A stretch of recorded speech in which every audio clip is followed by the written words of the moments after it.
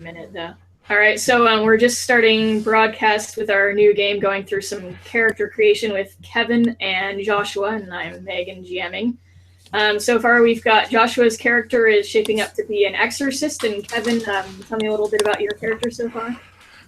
He is a point man and scout in the catacombs. He's spent a lot of his adult life exploring the catacombs and knows as much about them as any human does, not discounting the Therian who lived down there. And believes, his family believe that they are descended of the Julian emperors of Rome. Cool. And yeah, so the game is going to be focusing on Rome and diving into the catacombs below. And then, so Joshua, what did we have so far for your guy? So I'm thinking about playing a brother within the church, an exorcist, someone who is driven to drive out supernatural evil and less concerned about methods of what people do in their own personal time. I think that he's maybe the child of necromancers, purged by the Inquisition, and himself bearing the taint of the supernatural. Cool. So you'll want a stunt again to represent that you can exorcise spirits, even after they've really firmly become implanted in the host, and get more difficult to do that with. Another stunt you might want to take is one to create like a circle that sort of keeps evil things and spirits out. Hell like yeah, circle protection 10 feet. Yeah, pretty much. More or less. So, awesome. Aspects would be a good thing to start with. Yeah. I think like marked by the taint, or what do you call the evil or the supernatural? What does a church call it? They just would say something like marked by sin, or maybe marked by the sin of your ancestors. Like trouble, I like marked by the sin of the fathers. Okay, that works. Cool. Cool. All right, and aspects. I'm just going to take a look at the document that you sent. Yep. And keep in mind there's different types of humans too if you're playing human. Otherwise there's a Pyron or Nephilim in there. But again, Nephilim are a little bit tough to actually do in this unless you play kind of the runt of the litter. Yeah, I think that in playing someone who's from uncertain birth, I feel like that I'm dicey enough to be a member of the church without having to go and be a different species. I would go with human, child of Albion, or preternatural. Either one could work. Now, Albion, for my benefit... Oh, sorry. No, I'm sorry. Go ahead, please. So... would the exorcism stunt fall under the Child of Albion has the innate tier 1 magic, basically? Would that be a home for that? Or let me take a look at what Child of Albion gets again. Child of Albion innately can sense magic. That's what it is. Oh, so cool. And it gives you a +2 to lore occult to identify things dealing with magic and what they do. Okay. So that would sort of make him of like British under the Roman Empire descent. Okay. Living in Rome. Yeah, and they don't necessarily literally have to be children of Albion in the sense of part of the Isles. It's sort of a term that started there, and then people started sort of abusing it for anybody that had magical lineage. But you definitely could. Right, cool. Sure. That sounds spectacular. Then I will just be regular old Italian. All right. So you've got the what about high concept? Let's see.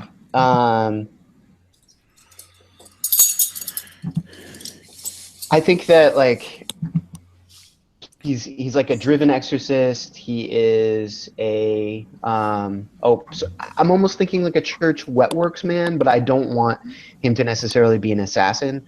More just like go and get this thing taken care of. It's deep, dark in the catacombs. We don't want to deal with it. You're expendable. Okay. So what's the word? Is it dog's body? What's the word of like the guy that you send out to do the shitty work? That's a good question, actually. I know there's multiple words for it, and none of them are coming to mind at the moment. Right. I'm having a. I think a dog's body is like a steward. A steward. Okay. Yeah, I think that was a military term from a little later than we're talking. That for somebody who was a steward. I mean, for now, you could really just put the man who gets his hands dirty. Yeah. That's yeah. How about, is it exorcist who gets his hands dirty? Okay. Yeah, there you go.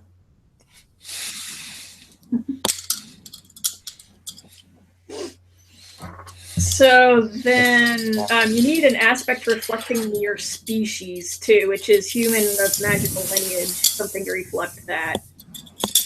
So you need kind of reflects that already. Yeah. So more than just child of Albion, you need another lineage. Well, it's just one of your aspects has to tie into what you are. Okay. You could use your trouble for that, I think. Actually, now. Yeah. So marked by the sin of the father or child of necromancers is either one is fine with me. Okay, that sounds good then. And then you have your miscellaneous aspects, which can be filled in now or determined later. Yeah, let me just work on it. I don't want to take up too much screen time. So let me think about it a bit, and all right. And this is where I'm working in potentially the magic that this or anti-magic that he can do, right? Yeah. Because you're child of Albion, you wouldn't have anti-magic really. You would, although your stunts deal with like repelling spirits out of people and sort of blocking them from getting to you. Okay. Which is a little bit different. Because there's mundanes, which are anti-magic and can hone anti-magic quite a bit more. Gotcha. So gotcha. Okay. All right.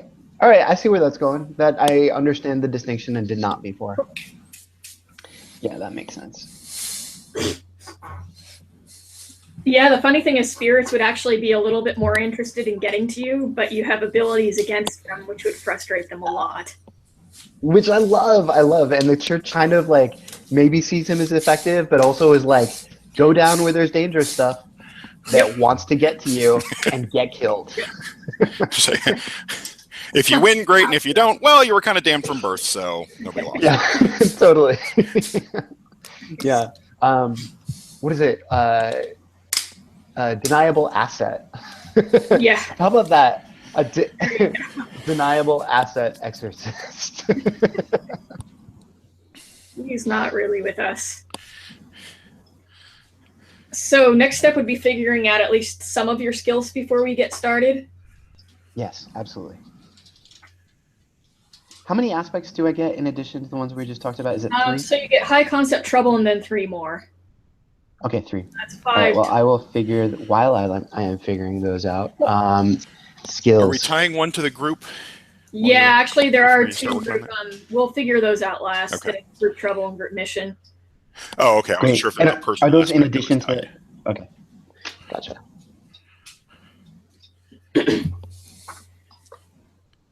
So I would say for your skills, you definitely want lore occult, and probably lore academics. Sure.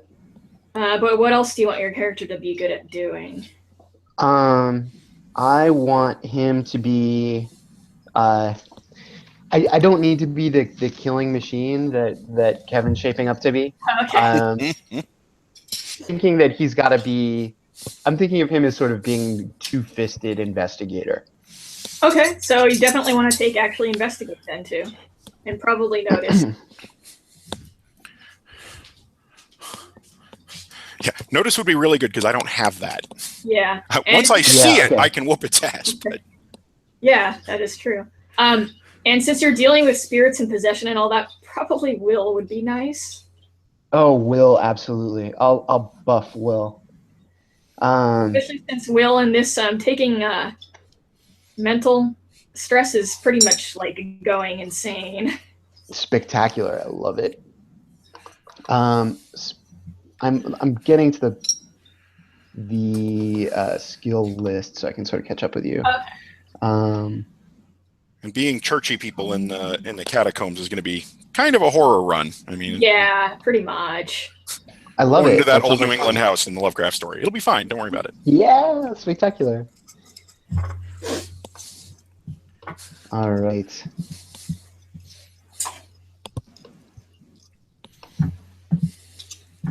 I should look up. Okay, yeah.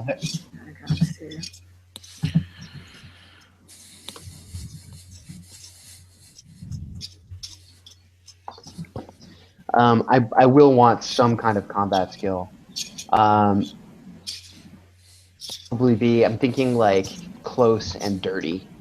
So ultimately, it's either fight or shoot. So close and dirty great. would definitely be fight. I mean, it covers everything from a dagger to a sword to fighting with your fists. Spectacular.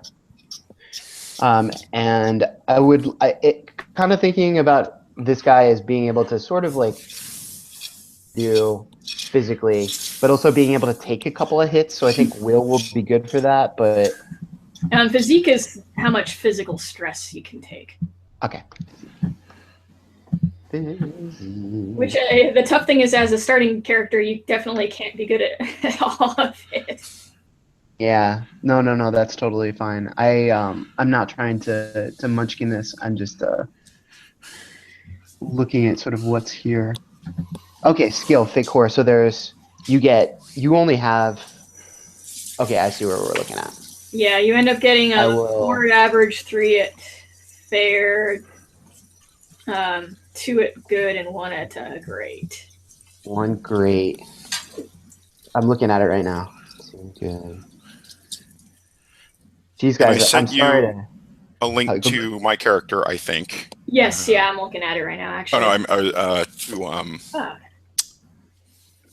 I'm sorry, I'm terrible with names. Joshua, there we go.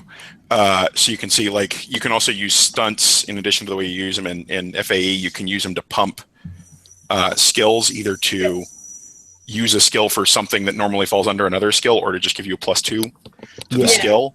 So and you can see, like, a specific circumstance, basically. Yeah. So I basically have 2 skills at, or my peak skill, I think, is actually my city lore, as long as I'm dealing with the catacombs. Spectacular. Yeah. So that's a 3, but then I get a +2 for the catacombs, so it's actually above my fight when I'm down there. Beautiful. Cool. So you got some idea of what you're doing with those then? Absolutely. Great. Yeah. So the final thing to figure out is why are you guys together, and what are you doing, and what is your sort of like collective problem? And then we can get started, actually.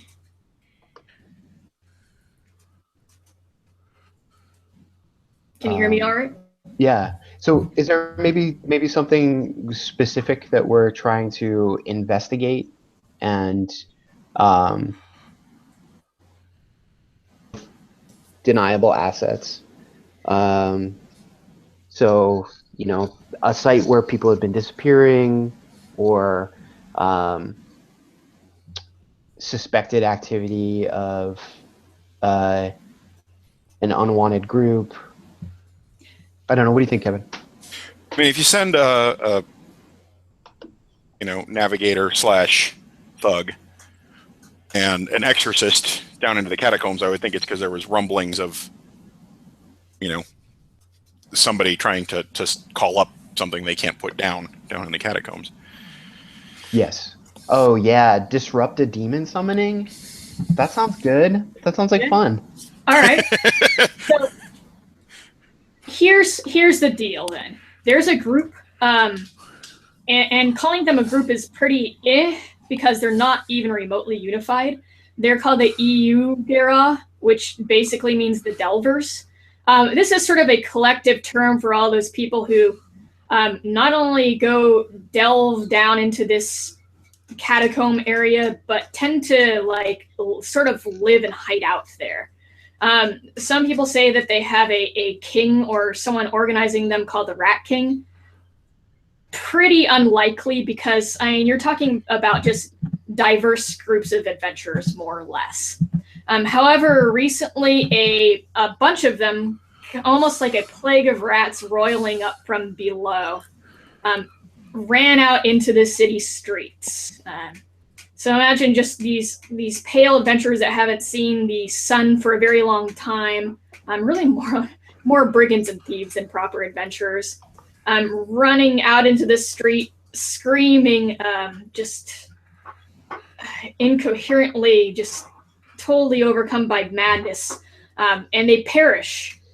And some of them have these red, like, veins running over their bodies, growing. They're examined, and it seems to be some sort of strange red metal. Now, that's not good. And the church suspects that it might be linked to some manner of demon, but they want to find out.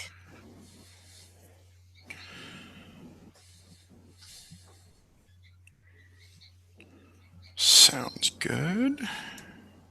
Sounds good, yeah. So your mission could be to something like unravel the horror below. Yeah, that sounds great. Wonderful. What would the trouble be?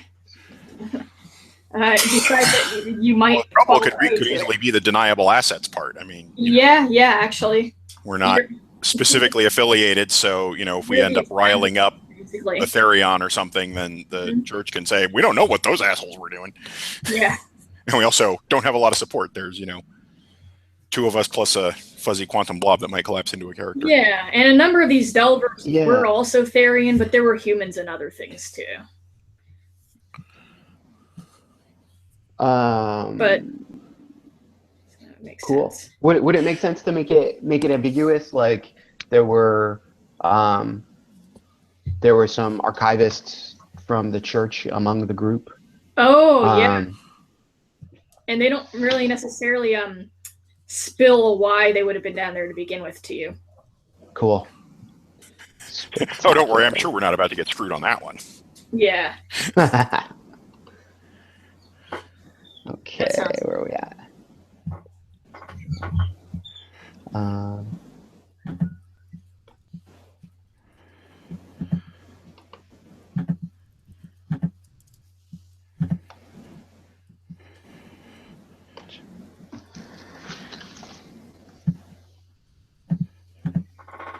So you guys all good and ready for me to start then? Yeah, I think so. All right, so you've just been given this mission by one of the, actually one of the archivists, along with one of the Indicus witch hunters that works with him.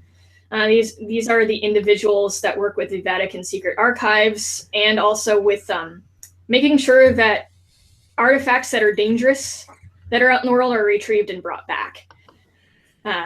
However, you're not officially affiliated with them, and so you're kind of being thrown out into this dangerous mission to find information and potentially deal with the problem, though they seem to rather be thinking that you're going to find out something, maybe return with it and get them the information so they can go down there and root it out afterwards. But they don't want to lose any more people to this, and again, from what you know, there were some archivists and witch hunters in the bunch that sort of roiled out onto the street and died. So you are given a location to begin your descent into the catacombs.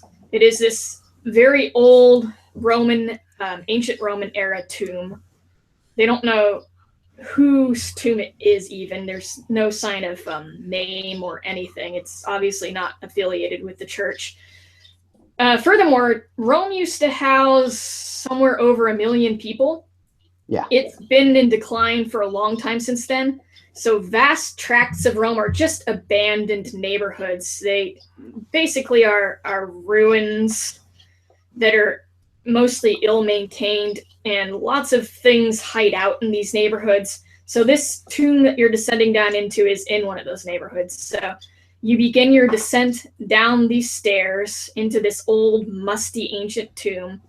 It looks like it is not the most stable place to be entering. However, somehow all these years it has held up. And the air grows stale as you begin your descent rather quickly. Nice. And then you're welcome whenever I am narrating to sort of interact and say, what do I see here, and dig around and that sort of thing. Cool. But before you, so Joshua doesn't see in darkness. Kevin does. Kevin, you do see these very simple catacombs. They're basically stone shelves along walls with old, musty skeletons lying unmoving within them. And the catacomb continues onwards out of sight, just lined with these rows and rows of ancient skeletons. The church seals it behind you, not locking it, but just closing the door, and you are left there only with each other. As gear, I took a lantern buckler, so there's a small lantern burning behind my buckler and a little flap that opens to show it, so I'll flip that open, because I'm not going to tip my hat. I can see in darkness. All right. So all of a sudden, the room goes from completely pitch black to dimly lit, allowing your character to see. Actually, what's your names? Claudio. Claudio and Joshua here? Fratello Marcello Vittori. Okay, I'm very bad with names, so I'll probably forget that a bit. So I just put mine on my lower third so that you guys can both. Yeah. And like Fratello or Marcello, I think, are totally legitimate in this case. Yeah. All right, you'll have to remind me of name anyways, in case I say it wrong or whatnot. So you can now see, both of you, a short distance up ahead. Already you see a rat as soon as the lantern lights up, skitter out of the way, squeaking. Yeah.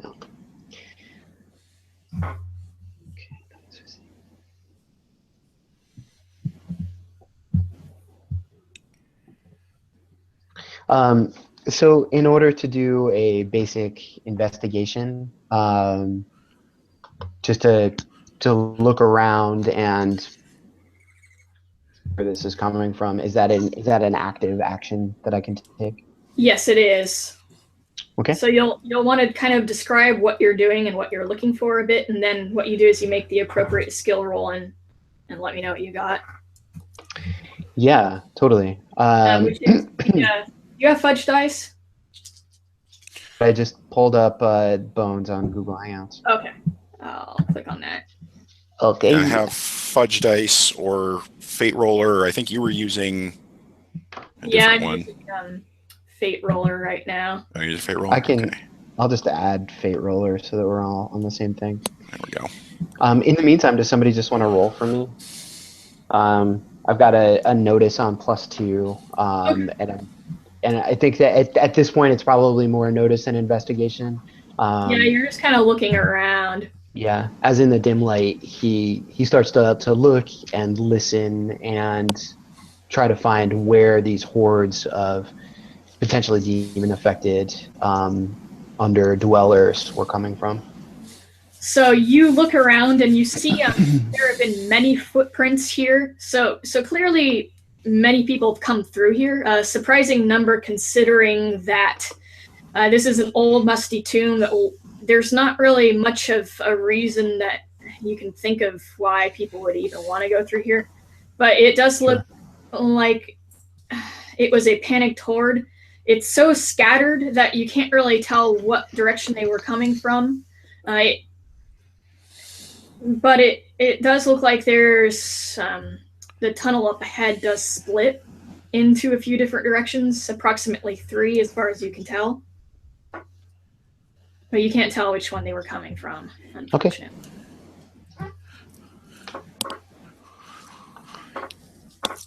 Okay. So I have one system question before we move on. Mm-hmm. Sure. So if somebody has the see in complete darkness aspect, can they still be blinded?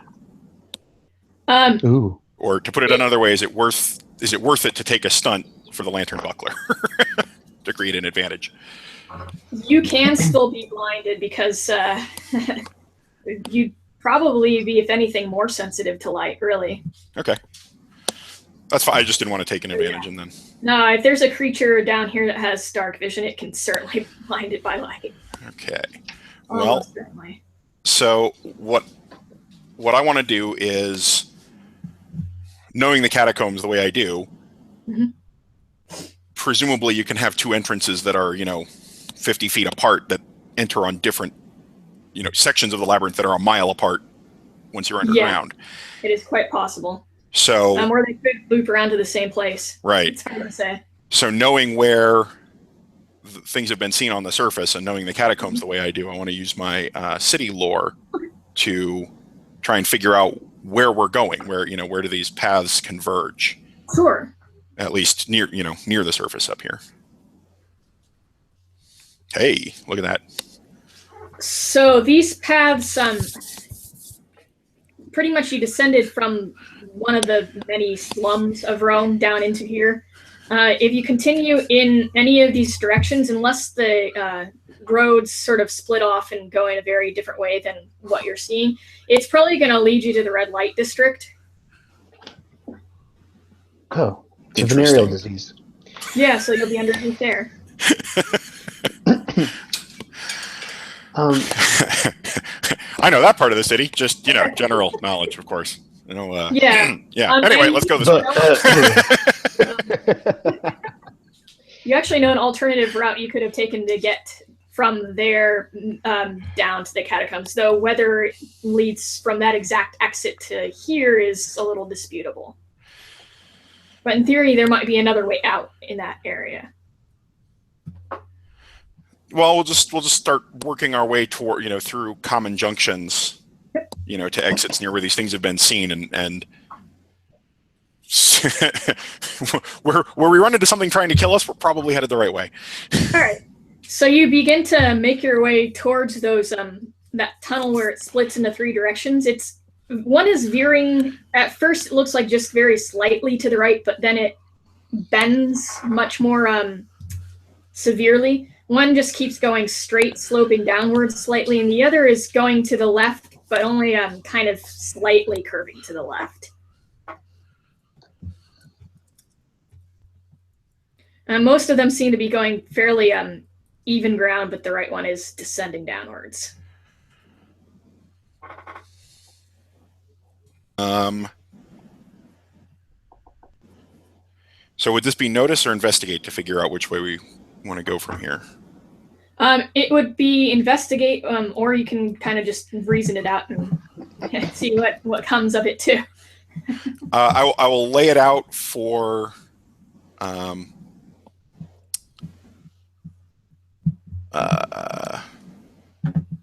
Fratello, but my gut says we're going down. Like the weird stuff is not just below the streets. The Fratello will nod and walk side by side with you down into this deep tunnel. Okay, sounds good. Is there any chance, Joshua, that you could place your aspects somewhere that I can see them? Yeah, that's absolutely fair. First session, I might not be very good at using them, but in future sessions, I should be. No worries. I'm totally, and excuse me for being quiet too. I'm multitasking. Trying to get all my skills knocked out. Oh, fair enough. So can I? Let's see. I've got.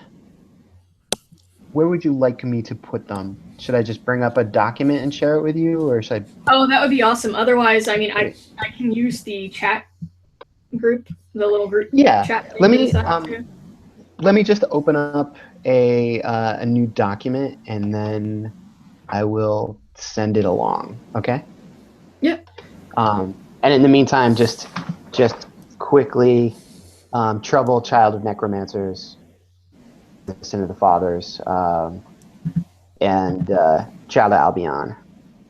Cool. Deniable asset. So,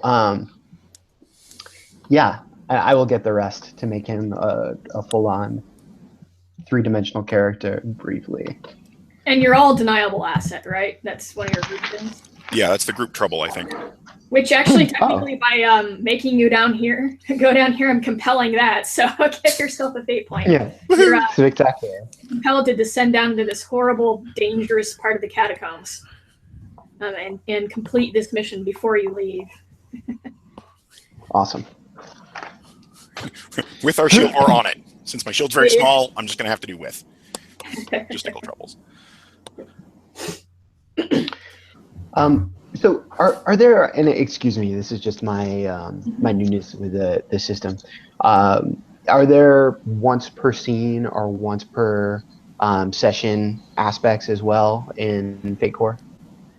You can put them in there as situation aspects, but they're more like, if you have any addition, they're either situation aspects applied to the environment or to you, or they're campaign long, which you can change. So they're not really usually by the session. Okay. And stunts that are really powerful sometimes will be once per session, or you have to pay a fate point.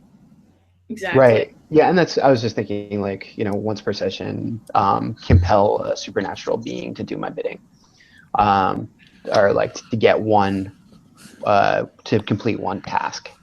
Yeah. I would say maybe even more than once per session.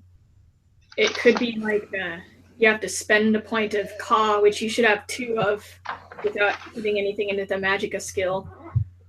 Oh, there's a Magicka skill? I'm sorry. Yeah, you only really want it if you want a bunch of Ka to power supernatural abilities, or if you want to use thaumaturgy.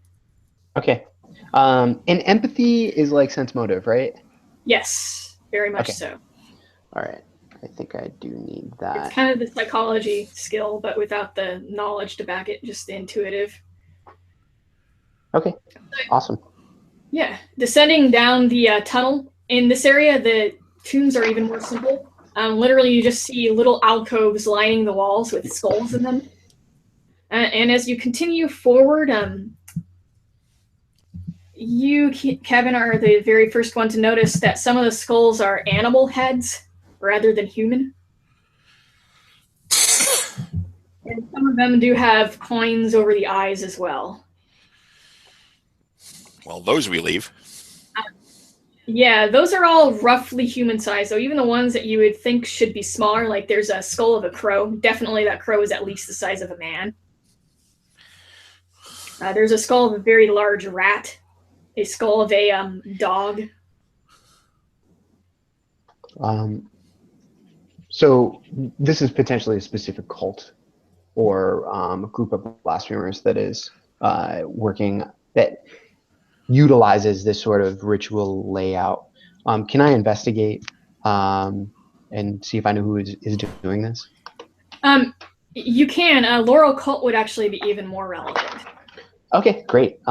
So we're cult, and I don't know if I have stunts giving plus anything to this yet, but I may. So I'm just going to roll straight Laura cult. That would be ideal. Okay. So +1. All right. So your total is 1? Let's see. Average. This is. So I rolled +1 and -3. So yeah, it's +1. Okay.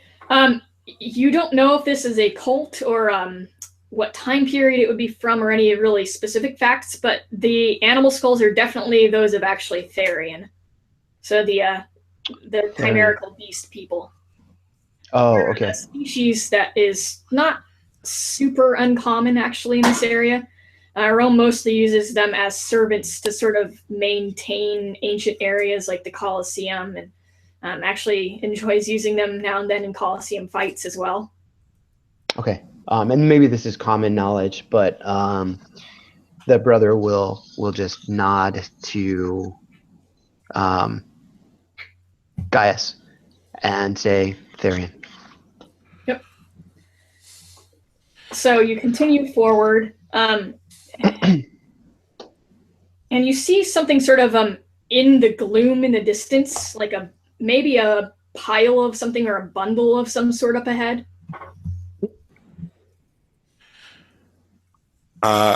Gaius is going to sneak up on that. All right. So are you rolling? You're approaching stealthily? Yes. All right. So you approach very stealthily, and it doesn't move. And you can see that this is a figure dressed just mostly in rags, but he has some very, very old, tattered-looking leather armor on. This is definitely a desiccated-looking corpse. There's something sort of, as your lantern hits him, shining on his face with a red gleam to it.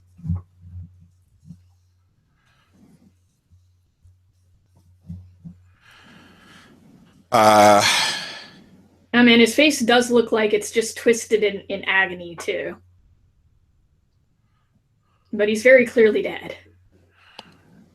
I'm going to turn back so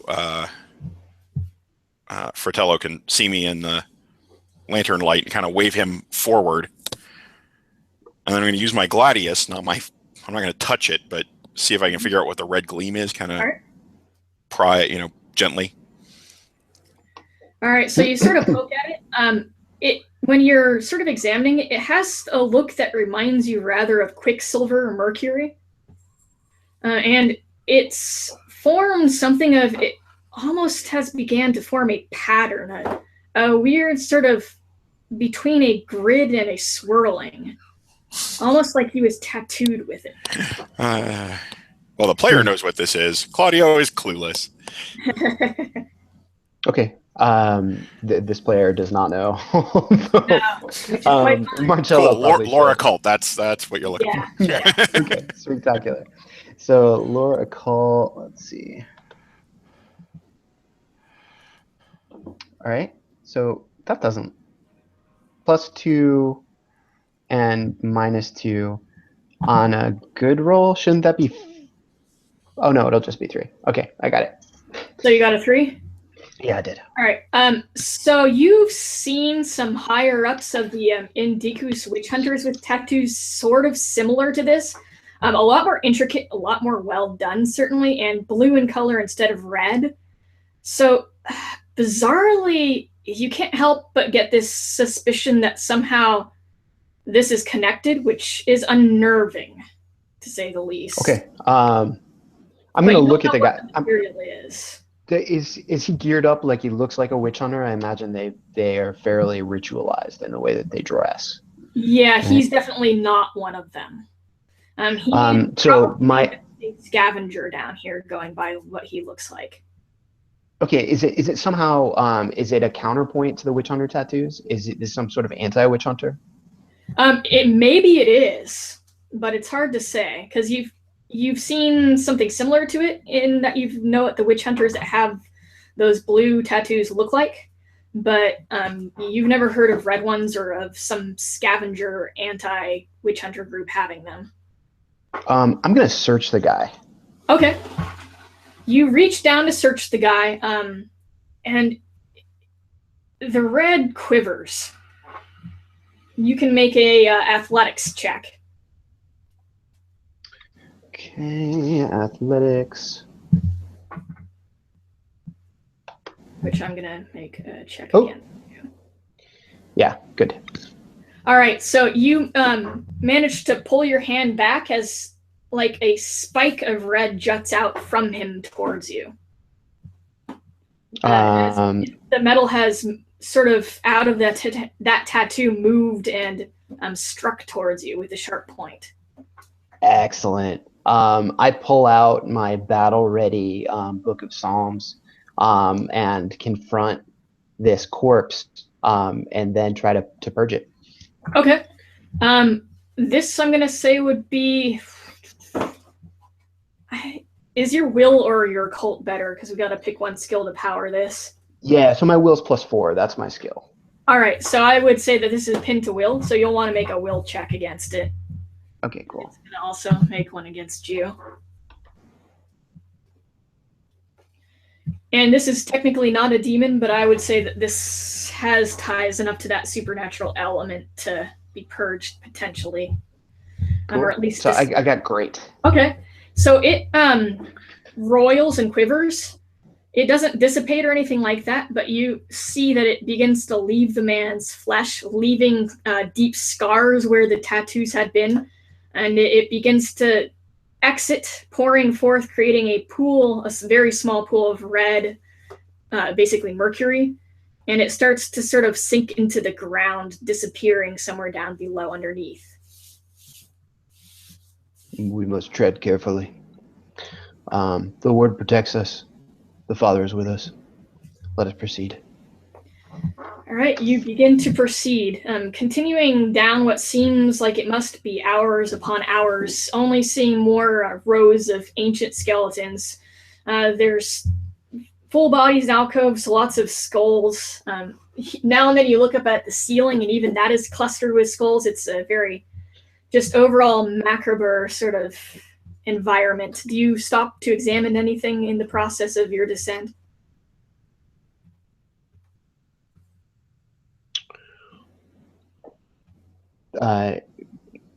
Kevin, is there anything Gaius wants to look at?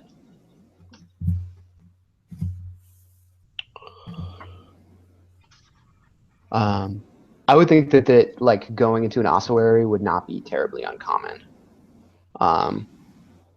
So unless something is different, and notice something, I would just proceed, keeping an eye out for that red, listening for any noise, and just making sure that like just looking for tracks. I feel like I'm hunting something. Okay. Make a notice check then. Yeah, sure.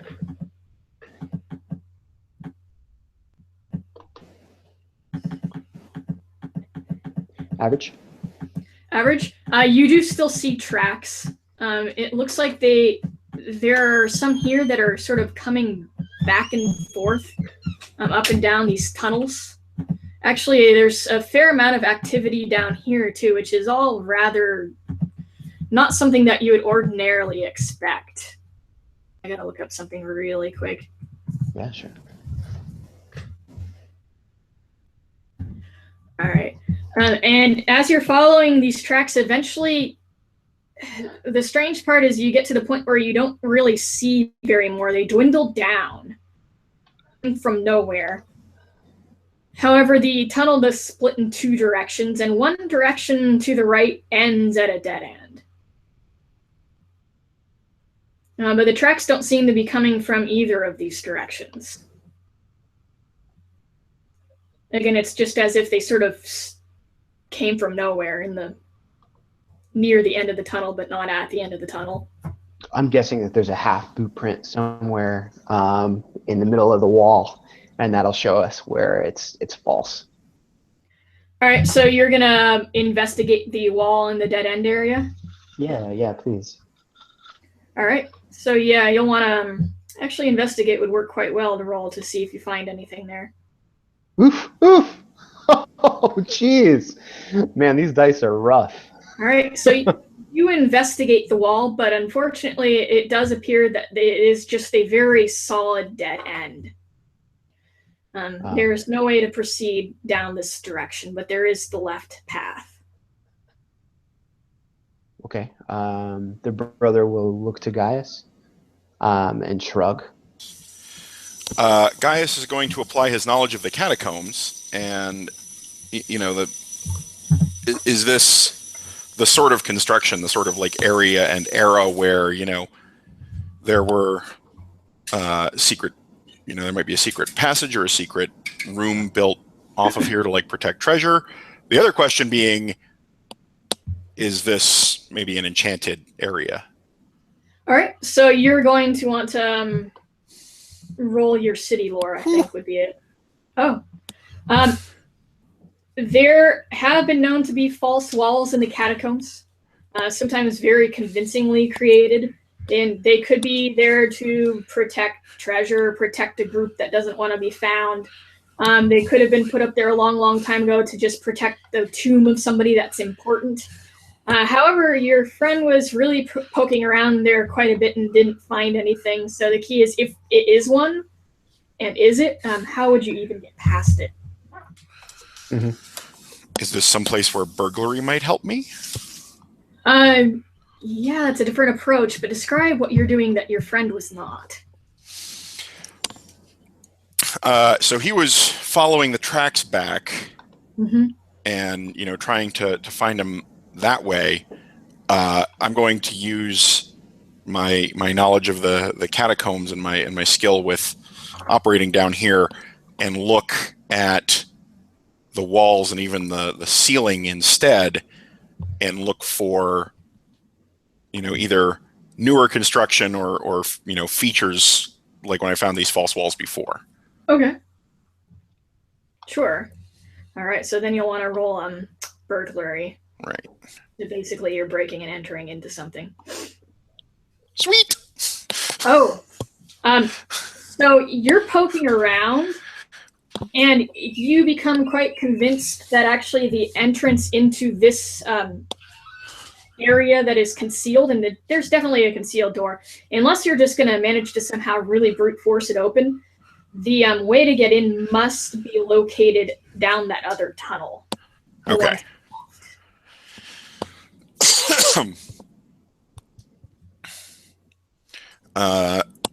Excellent. Well, I'll kind of mark where it is because I have my excellent preternatural even sense of direction.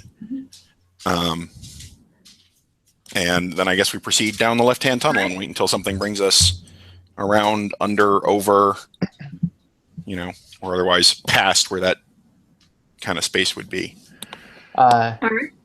The brother will look to Gaius and say, "We could wedge it closed, so they don't come behind us." That's a very good plan. This might take strength, but ideally we'll do it quietly too. Well, the question is, what do we have that we can wedge it with? Because Gaius travels pretty light due to the lack of space. Yeah.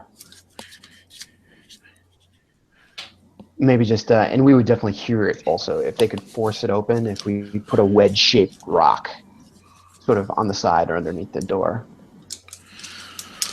So I guess we're hunting around for an appropriate rock or bone fragment. Okay, Or so you're going to bone find a rock or bone fragment before you descend to the left tunnel, right? Yes. Okay. So we're in an ossuary. Which do you think we're going to find first? They're dead. They don't care. Yeah, no, you do find bones. I will warn that there's a lot of superstition about messing with the bones here. About them being haunted. It doesn't feel like an enchanted place or anything like that to the Child of Albion, however, so it's unlikely that there's restless spirits here, but you never know. Yeah, and but yes, there are skulls and bones and all that. The brother will bow and cross himself and say a prayer, and thank the dead before unceremoniously pulling a jawbone off of a skull and handing it to Gaius. Okay. Don't worry, it's not haunted. Gaius will mutter his own prayer in Latin. Quietly. A jawbone. All right. Now my physique is not great. Metagaming briefly. Can Fratello beat +1? He's got +2 on physique. All right. So should he do it? Actually, I'll give you a teamwork bonus then. I will work with you to wedge it. You can attempt to create an advantage using the bone. I would say that using the bone still would be a physique check to create an advantage with it, probably. And that would mean that wedged open with a bone would give a +2 whoever the main person is. Wedged closed, yeah? Well, it's that sealed passageway you're trying to get past, right? Right, but it looked to us like people were leaving through it, so it opened into the hall or into the passage. Is that not the way it worked? It's closed right now. Right. Yeah, we don't want them to come behind us. But basically, if the door swings out into the passage, then we can wedge it, so they can't get out through it. Okay, I see. And we might be trapping ourselves in it too, so this could come out and bite us in the ass. Never. What GM would do that? We will hear that bone scraping against the floor if they do open it. So I'll just try to make a physique roll. Does that make sense? Yeah, I'm trying to figure out why you're doing this before going past the closed area, though. Oh, to keep it closed. It's like a lock. But it is right now. It is closed. Right, they but can open it somebody, from the other not side. us, can open it, and we don't want them popping out behind us. Oh, okay, I see. Yeah, I see. And even if they can open it because they're massively strong cultists fueled by the demons of the earth. Picturing a very different goal. Okay, so this is just burglary then, because you're basically setting up like a locked trap almost. Yeah. Oh, okay. Yeah. Okay. Cool. So you can just make a straight up roll for that. That's not as hard as what I was thinking you were trying to do. Burglary, you say? Yeah, actually. Okay. And can he assist me with being strong by being stronger than I am? Sure. Okay. Ooh wee! All right. Ooh. How do I roll an assistance roll? Well, I'm just going to say that you managed to succeed with that because it's a superb. So yeah. You're trying to help him out by wedging it in there the right way, but he manages to use his finesse and knowledge of how to seal these things up, so that he sort of gets it. So unless somebody's really strong and just breaks through it anyways, you're probably good to go. Perfect. Yes. What are the odds one of these red tattooed guys is just going to shout Hulk smash and go through it like tissue paper? Exactly. Or Never walk happened. straight through the wall. Yeah. All right. So just a heads up, I'm still working on the character, but I shared the sheet that I'm working on with you guys. Okay. Yeah, I got that. Cool. Let's see. And at this point, too, if I've made any... I'm sorry? Did I go to my Gmail? Yeah, I shared it via Gmail. Yeah. Mm-hmm. Take a look. And if I've made any silly decisions with skills or aspects that don't make sense, just tell me. And I'm still writing aspects in there. Oh, yeah, I'm seeing. I think you have too many. You have too many. Average. Yeah. Average, yeah. Okay, that's right. Oh, what did I... 1, 2, 3. But you do get one more at fair. Yeah, so one of those should be a +2, and then one of those needs to go away. One of the +1s needs to go away? Yeah. Yeah, one of the +1s. You should have only 4 +1s. Okay. And then you have one more +2. Then I'll get rid of Magicka and give my +2 to... Where would you guys like to see the Kevin, where would you like to see the +2 on this? Any of them make sense. Honestly, for your character, probably academics. Could even come in handy if we run into inscriptions, because my character is literate in Latin, but that's it. Yeah, speaking of which, you get 3 languages, +1 for each point of academics. Are there languages outside of human languages that I should be aware of? There are, yeah. Therian, which is basically a dialect of Greek. So if you took Greek, you can kind of awkwardly understand Therian. There's Enochian that you can't learn, but you can learn the bastardized Low Atlantean version of. That's the Nephilim and angelic language. Cliffoth, which is the language of demons. Cliffoth? Could be useful in your line of work. Yeah. Yeah, absolutely. So I get 3 plus my lore academics? Yeah, so you definitely want to take Latin and Italian. Yeah, Cliffoth is fiendish for most demons. At least the Judeo-Christian kind. There's other sorts out there. If I have 2 academics, I should have 5 languages? Yep. Correct.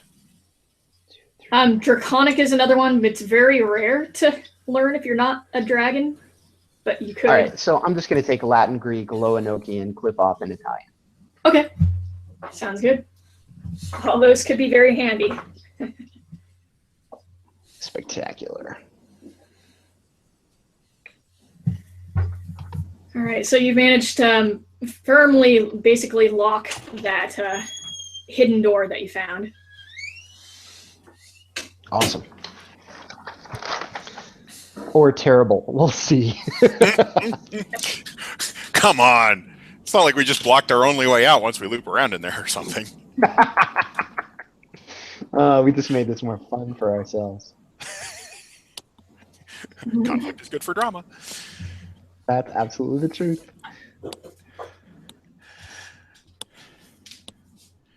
Okay, so having blocked that door, we will now proceed down the left-hand path. Okay.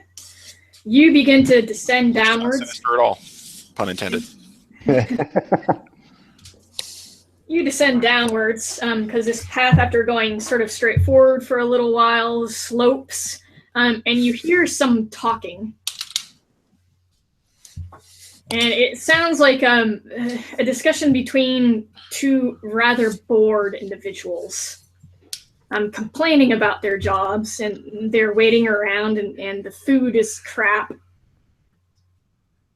Can we listen in for a sec? You can. I'm going to close the lantern hatch on my shield, and then grab Fratello's hand and just put it on my shoulder. Okay. Okay. Hell. So you start listening in. Do you pause or continue forward while this is going on? Pause as long as we're close enough to hear reasonably clearly. Right. Yeah, it's mostly really what you'd expect of people who are just tired of the same old job that they do day to day, that nothing really happens during. One of them, they're both speaking Italian, but one of them seems to be having a hard time speaking Italian, like he doesn't ordinarily speak that as his first language, but he doesn't really have an accent either, which makes it all the more sort of strange. What do they smell like? Because people should smell like something down here. Yeah, make a notice check, actually. Yeah. So notice.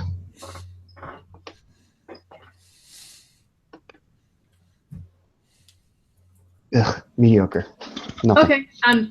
There's just so much sort of stale, musty scent down here that you can't get really a whiff of these guys. Maybe there's some of the few rare individuals down here that actually shower now and then. Yeah. So Gladius, you will hear the brother behind you like sniffing audibly, but just sort of somewhere behind the back of your ear, and then he'll go quiet. All right. So are you trying to stealth up to them?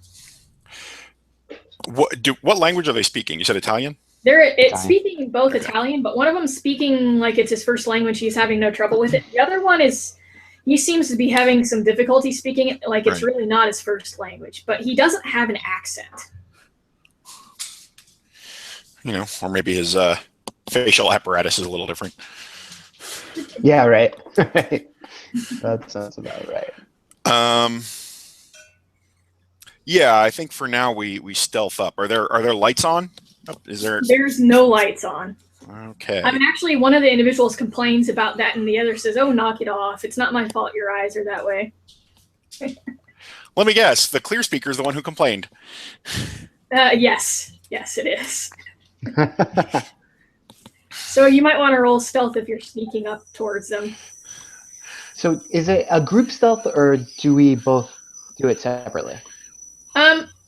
I'll let the leader do it. Okay, because I've stealth. You mean the one who can see? Yeah, the one who can see. That's real.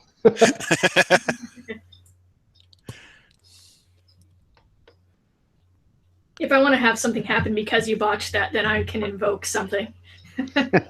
Whoa! However, with the epic, I'm not going to pull that on you. I'm sitting there. I'm eating their lunch. I've got one of their hats on my head. Yeah, so you just kind of stride up, but they're not noticing you at all. One of them is a fellow that looks, he's humanoid. He has a rather rat-like face on a mostly human body.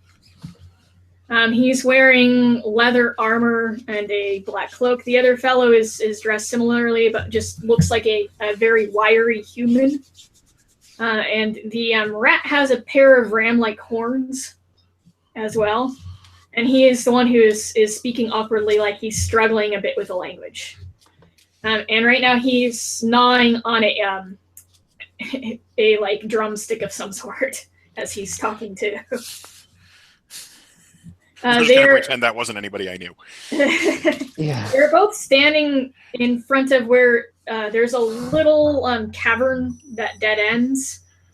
And inside of it, there's a series of pulleys forming some sort of contraption. Huh. So, um, I don't think that I have a good sense of the greater theme, and I don't want to jump in and be a murder hobo. So, what's the sense? What's the relationship between people and Therians here? Like, do we? We are on their turf right It's now. very variable, Yeah. but you are on their turf. I mean, he has a human companion. The big thing is that they, on the surface, are considered property of the church, and those who are not branded are considered basically wild animals. That not only is it okay to hunt them down, but if you do, you might get a reward. Yeah, they're literally consigned to ghettos. Yes. All right. In Rome, and the catacombs are not only home to those who don't approve of that sort of thing, but also are like the black market is down here. Yes, and Therian tend to be very tribal, but he's hanging out with a human, so chances are he's not part of a traditional Therian tribe. He's probably an outcast. Okay. How are they armed, or are they armed? The Therian has a spear with a very sort of a jagged, curved edge, and the human has a dagger, which right now he's kind of twirling around and playing with because he is bored. I think I'm going to back us off. Well, yeah, I'm going to back us off to a more sociable distance. Let's say, at least 12 feet. Two lunges apart, and then open the hood on my lantern. Okay. Making it very clear. Yeah. I didn't have to disclose where I was. Okay. Just sort of suddenly standing there in the middle of the tunnel. So the human and the rat both look up, and the human says, "Who goes there? Are you here to relieve us of this?" It has been cured. Our relief is too late. We have been here for 2 hours longer than should have passed.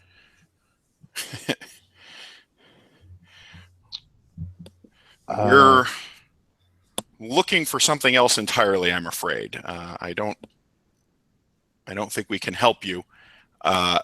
He says, "Then you don't belong here." There's a taint here. We'll follow where the taint goes and purge it. The rat sort of scratches his head and says, "Taint?" We're here on the business of the church. His hackles rise, and he says, "I will give you one chance if you swear you not speak of this place to your authorities to leave." Here's the thing. I have no quarrel with you. Yeah, I'm Claudio here shoots a look at Fratello and says that this particular spot is not any of our business and nothing we seek. We found a body covered in a sort of red tattoo that attacked, although the fellow was quite dead. He sort of they look at each other sort of confused and say, "I haven't heard of any incidences." And the guard before us showed up, and there's nothing odd going on here that I'm aware of. Are you certain that you're even exploring the right place? Yes, we are. And it is a danger to all who are down here. We need to get to the bottom of it. The fellow that we found that stuff on did not look like a surface dweller, right? No, he did not. He could have been somebody from one of the rundown neighborhoods, but probably not. Yeah, so Caius is going to add the gentleman who may have died from whatever that was before it flowed off him and down into the cracks did not look like someone from the surface. They sort of scratch their head and say, "Why wouldn't we have been told about something going on down here?" Well, perhaps the unfortunate fellow sent to tell you ran into some sort of trouble. He sort of scratches himself again and says, that could be why the people to relieve us are late. But you do not have my confidence. We have suffered much. Nor you mine. Surely, if this is a problem with the underground, we can deal with it ourselves and do not need If you were dealing with it yourselves, we would not be here. We're here because you are not dealing with it. Roll Jazz kind of rapport. shrugs and throws a thumb at Fratello. But he's a little on edge. All right. I will roll rapport, but is there any way that I could roll physique instead? Not unless you have a stunt, then it would be more like you bully your way physically into provoking them somehow. Okay, that would be more provoke. All right, so I don't have any rapport, so we'll see how the dice treat me. Okay, yep. They've been so kind so far. Yeah. So his hackles raise, and he says, "Leave or else. This is our domain. You are not welcome here. We are being very kind to you, letting you go with your lives." I'm gonna kind of look at the way they're equipped and look at my gear and be like, "Don't push your luck." Beware whatever this magic is. It's dangerous even after the person afflicted with it is dead. The rat sort of like gives a toothy grin that you're not sure if it's really a grin or a snarl, and he says, "I'll give you to the count of 3." So is one other quick question: is this the back end of that? Oh, this tunnel, yes. There's a little cavern behind them that they're sort of blocking the way to. All right. And were there any branches or anything? Is there another way down, or is this the? Not that you saw.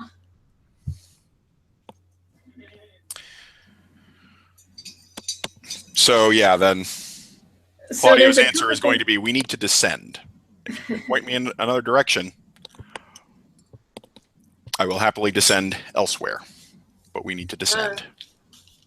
The rat sort of scratches his head again a little bit and says, "There are tunnels back that direction from whence you must have come down this way. Try one of them instead." Not being altogether that helpful to you. I'm trying not to hurt these guys. I am. Yeah, meta. I think that neither of us are built to be negotiators.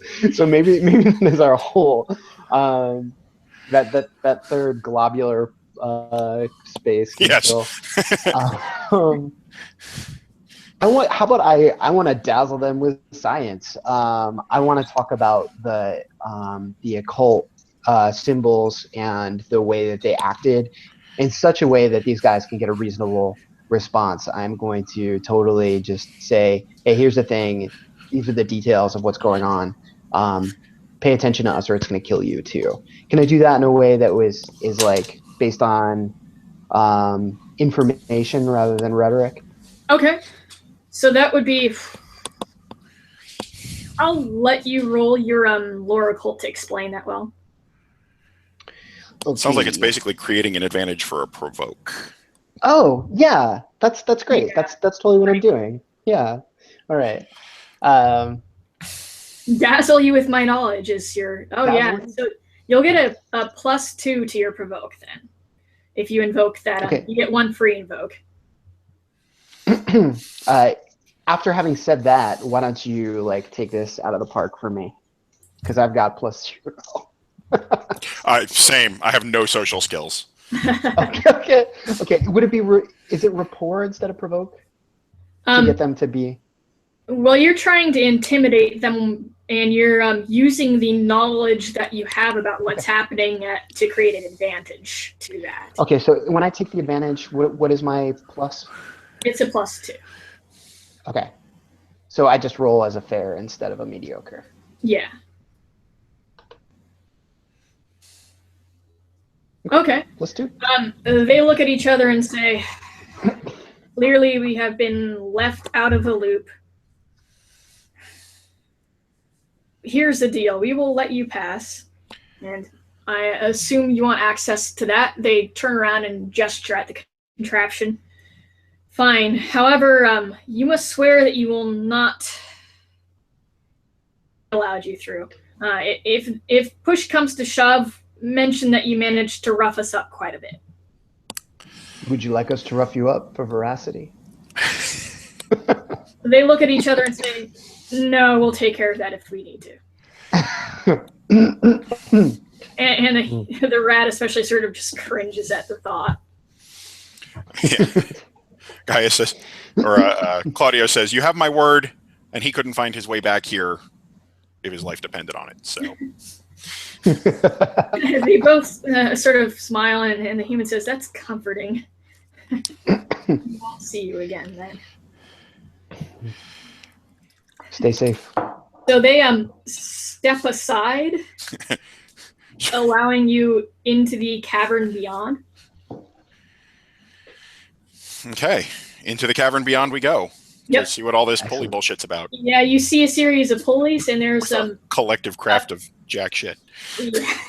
There's a couple levers which make it fairly straightforward. At least that something happens if you mess with that.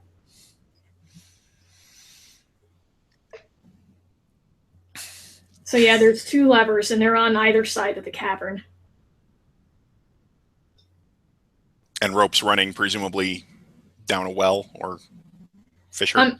Actually, up. Up. Mm-hmm.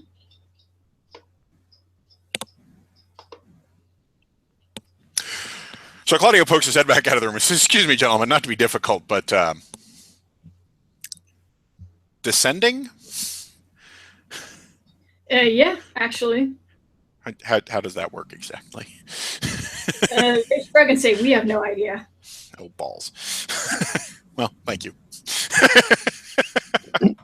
But this contraption that who knows who built will open that door yonder, and they point down the tunnel. Oh, is that the one we blocked or not? It is the one you blocked, yeah. Yeah. If you go and pull the bone out, then I will stay here and pull the lever. Oh, you're not going to let me break what you set up?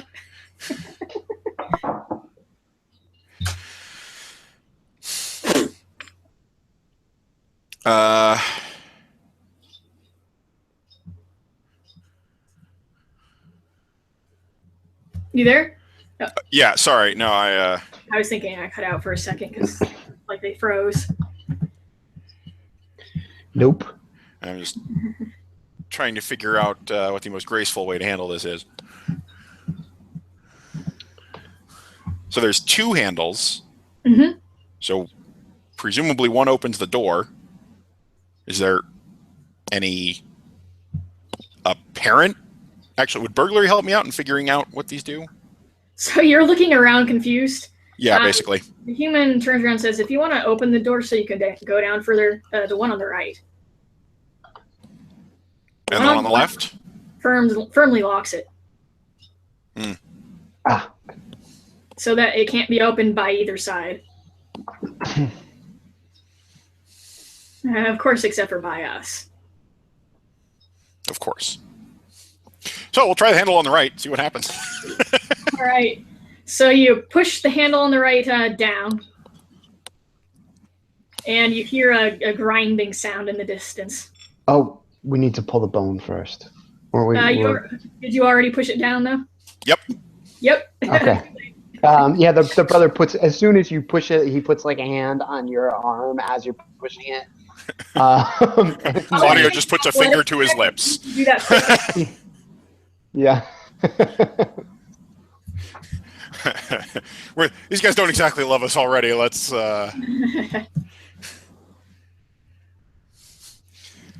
Okay, so we hear a grinding noise. And there is a tunnel. Yep. Okay, let's go down that.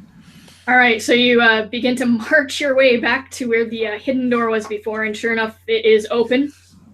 The bone is broken, and there is a tunnel leading down where you can see there's light coming from. And the light shows that there's a split there. So there's 2 tunnels after a short distance. But the lights are only continuing to mark one of the tunnels down. There's a left and a right, and the right is the one with lights. Little lanterns. Well, step A is I'm going to close the flap on my shield again. Okay. And then Claudio will look at Fratello and just sort of point down the one with the lights and look inquisitive. Yeah, so I'll take a look at the ground and see if the tracks continue. Okay. So notice check.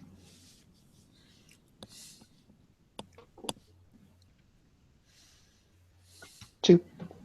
All right. There are tracks going up and down both tunnels. The ones going from the left look a little bit more like they were moving faster, but it's hard to gather anything more than that. Oh, good. Let's go where people were running away from. That's totally, that's going to help. Absolutely. What could possibly go wrong? Yeah, the brother he'll point those out. And then shrug. Shall we start on the right?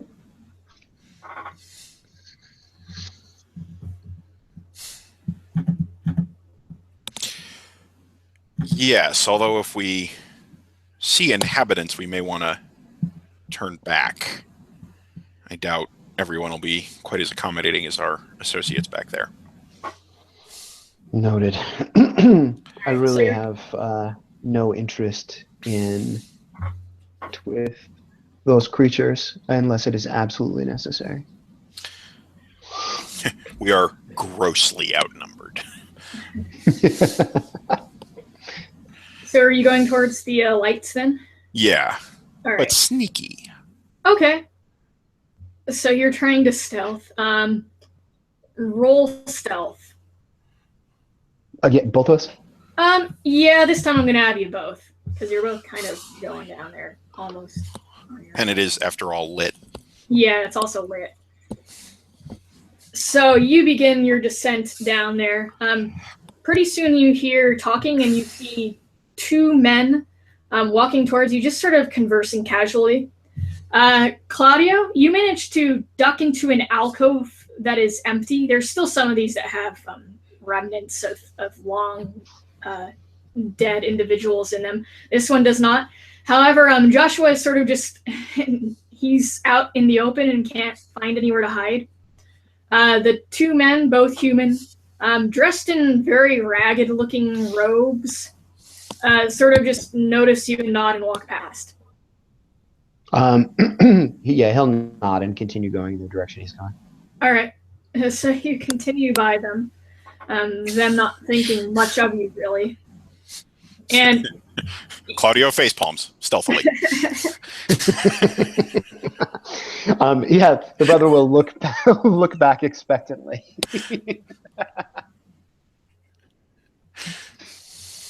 Yeah, and they don't seem to notice you really or care. They just continue onwards. And eventually you see that this opens up into a vast cavern. The air actually here smells slightly less musty, but much more of, at the same time, a variety of body odors. So it's fresher in that there's probably some source of air coming down here, aerating the place, but there's definitely people. And in fact, you can hear quite a bit of talking, footsteps and other noise in this cavern, and you look out into what looks like a huge marketplace. There are Therian, there are humans, mostly humans. There's even a few Nephilim, and individuals that you can't be too sure what they are. There are basically little, it's set up rather like an open market, even though it's obviously underground, so not open per se. But people are hawking wares. And this cavern also, you can see a number of places where it sort of narrows back down into different tunnels. So where are we now relative to, because I have my absolute direction, where are we relative to where that stuff ran down into the floor? So you have descended a good solid ways down. You're about 2 hours, I'm going to say, north of it at this point. Okay. And no longer by the red light district. I would say you're a little bit past it, actually getting into the real outskirts of Rome, where you're almost no longer in the city proper. In fact, no, I would say you're not any longer in the city proper. So these are very out there old caverns.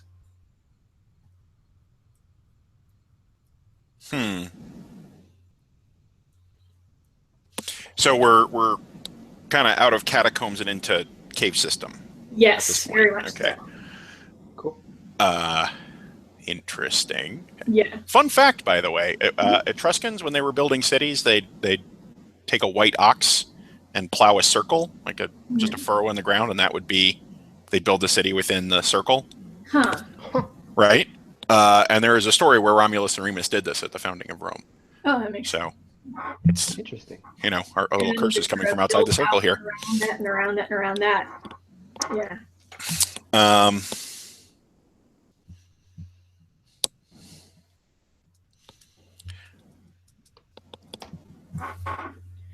So I'm trying to. But yeah, there's probably not 100 people down here, but maybe more like 30. Is it easy to see what they're using for exchange? Does it look like it's barter, or are they just paying cash down here? It looks like they're bartering goods for goods. Okay. So you see somebody selling meats and vegetables in exchange for some sort of liquid in a vial. You see somebody else is trading eggs and vegetables for clothing. None of the clothing is very high quality, you see. However, it's better than the rags that this person has. Right. You do see somebody over in a corner talking to somebody, and you don't see what they're trading, but the individual is a bookseller. So, Fratello, kind of gesture him over, and I fill you in on the position. So we're outside the city. We're significantly below where that stuff ran off into the ground, but miles away from there. And I'm out of notions as to which way we might want to head. Unless we go back up and try the unlit tunnel. We may speak to people here or observe them. We seem to be unobserved ourselves. Perhaps they're just unobservant. Yeah. We may not wish to push our luck. Indeed.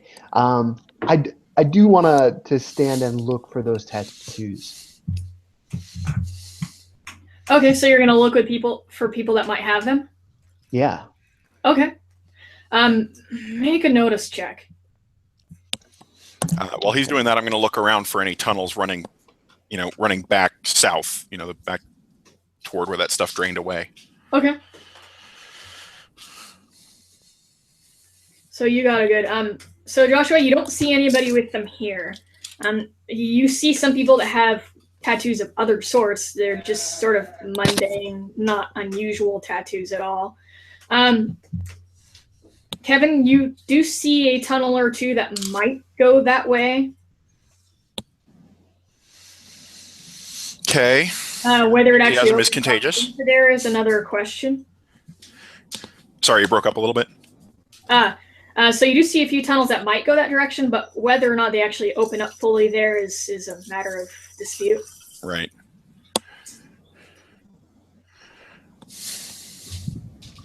An older woman actually seems to be watching you at the moment as well, as you're sort of standing at the mouth. Yeah, that's where I was at. If we could have just gone and started buying something, but I'm traveling late. I don't have anything to trade. I probably have some cash, but Anyway, she approaches you. She's old, hunched over, looks human, and she says, "You're standing there like bottles of piss, not doing anything.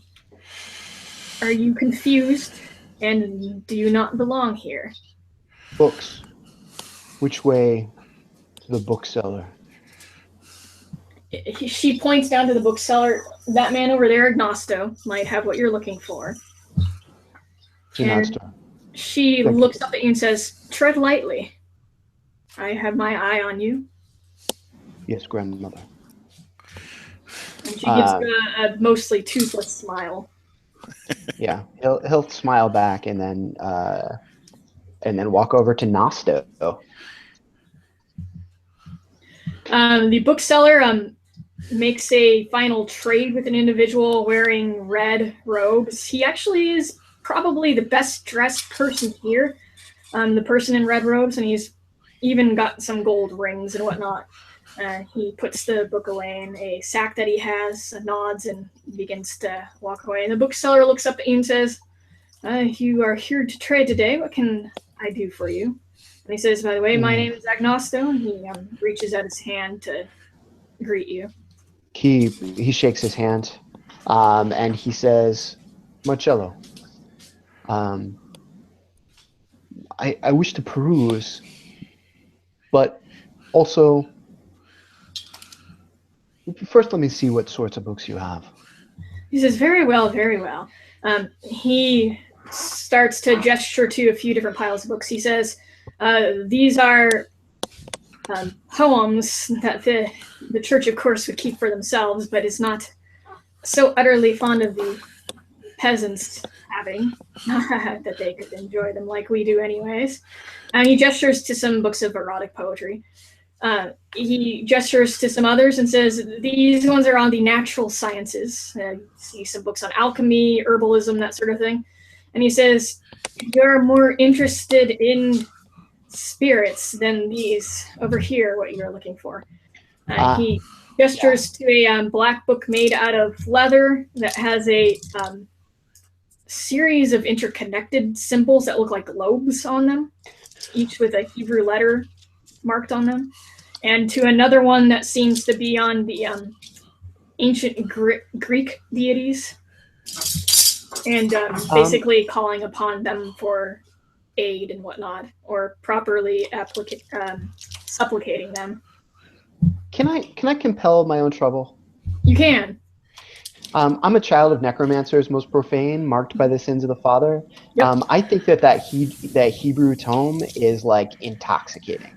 Yes, it is. You must have it. Yeah. So I am struggling, and then I want to lay hands on it and look at it. Okay.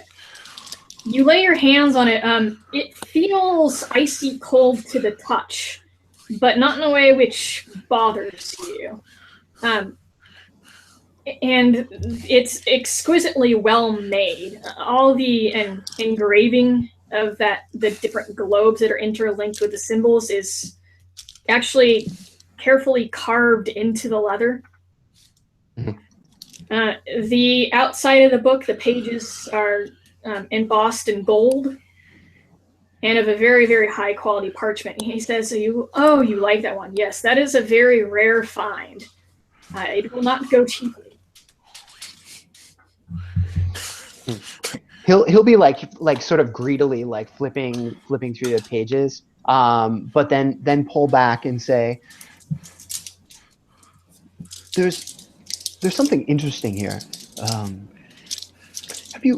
Have you ever? Of course, you're familiar with the witch hunters." "I am familiar with them. Yes, they, I'm sure, would love to get their hands on this book as well, if not to hoard it away in their archives." I imagine they would. They would burn this and burn the cellar. But have you ever heard? He has a very nervous smile at that. And he's just going to be sort of like, again, just flipping through this, like absorbing this stuff, and say, a corrupted witch hunter, a contrary element to their order. I've been doing a little bit of research, and I believe that there are ritual spells that will create a counterpoint to this order. Have you ever heard anything like that? He grins and says, I had heard, and the church, of course, would burn the cellar for this information too, but I will give it to you. I heard that a very high up member of the Blue 13, the very peak of their order, rebelled and ran off. They've been hunting him for a few years now. But surely anybody from that high up would be wily and good at hiding. What plans he has, I know not. Cool, interesting. It's very, very interesting, the idea that it could even be possible. Oh, yes. They are trained with great difficulty, I hear, and go through a tremendous ordeal. And I hear that they are imbued with powers that cause them much agony. But they believe it worthwhile in order to engage in their service. Interesting. Well, of course I'd like to know more. However, I imagine this is difficult information to come by. Yes, but I can tell that you most desire the book. What would you trade for it? Let me see. Claudio, with all of his notice and occult knowledge, by the way, is distracted by something shiny through all of this. Yeah, there's a gem seller. And he's selling some other antiques that must have surely come from deep down within the catacombs. Look like maybe Roman era, ancient Roman era. That would be where Claudio is. Yep. Now there's an old bronze ornate ritual dagger, some ancient vases, still in actually pretty good condition.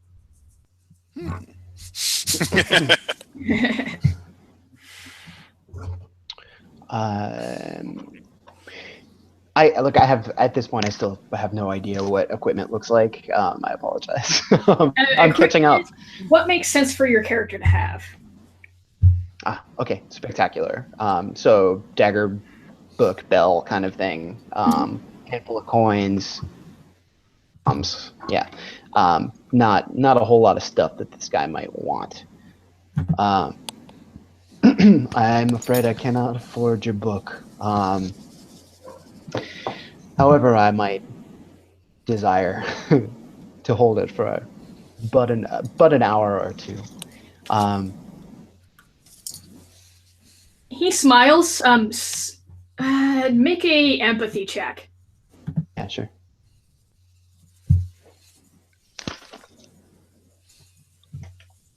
And I'm gonna spend a fate point to invoke a secret aspect, actually, to boost that by a +2. It relates to him being a certain sort of salesman, however. So, yeah, I really exceeded you on that. He says, smiling in a way that makes him seem kindly and trustworthy. Totally a Cambion. He says, yes, you may borrow it and read it for an hour. Of course, you shall agree to bring it back. I have your oath on this, right?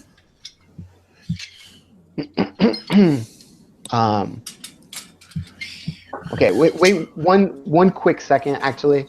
I don't mean to disrupt drama, but you said it was in Hebrew, didn't you? The symbols on the front were.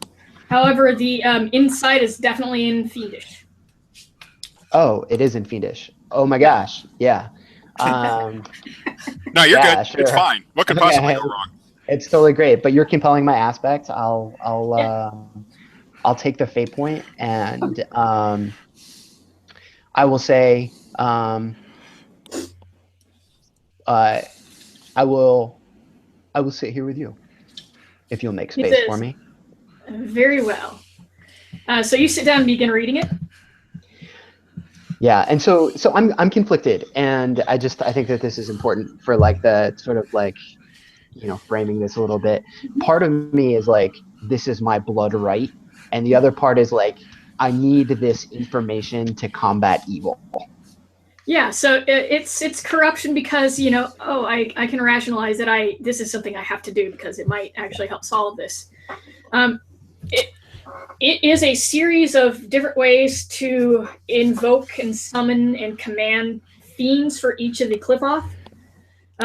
So the symbol in the front was the Tree of Death, which is what the fiends are, basically spirits of the Tree of Death. And for every single one of these spheres of influence, more or less, these sort of spheres that embody certain like darker spiritual ideals, you could call them, there is a demon that you can summon that is associated with that. It actually could be useful for someone who's working against fiends, because with enough occult lore, you could find out sort of how to reverse these rituals to bind them so they can't really do a whole lot. But definitely it's like how to summon them, how to use them, what you would gain from them. And just reading it is mesmerizing. You're going to want to make a will check. Oh, yeah, absolutely. I will make my will check first. By the way, I really enjoy the way you use the Kabbalah in this game. It's good fun. Oh, thank you.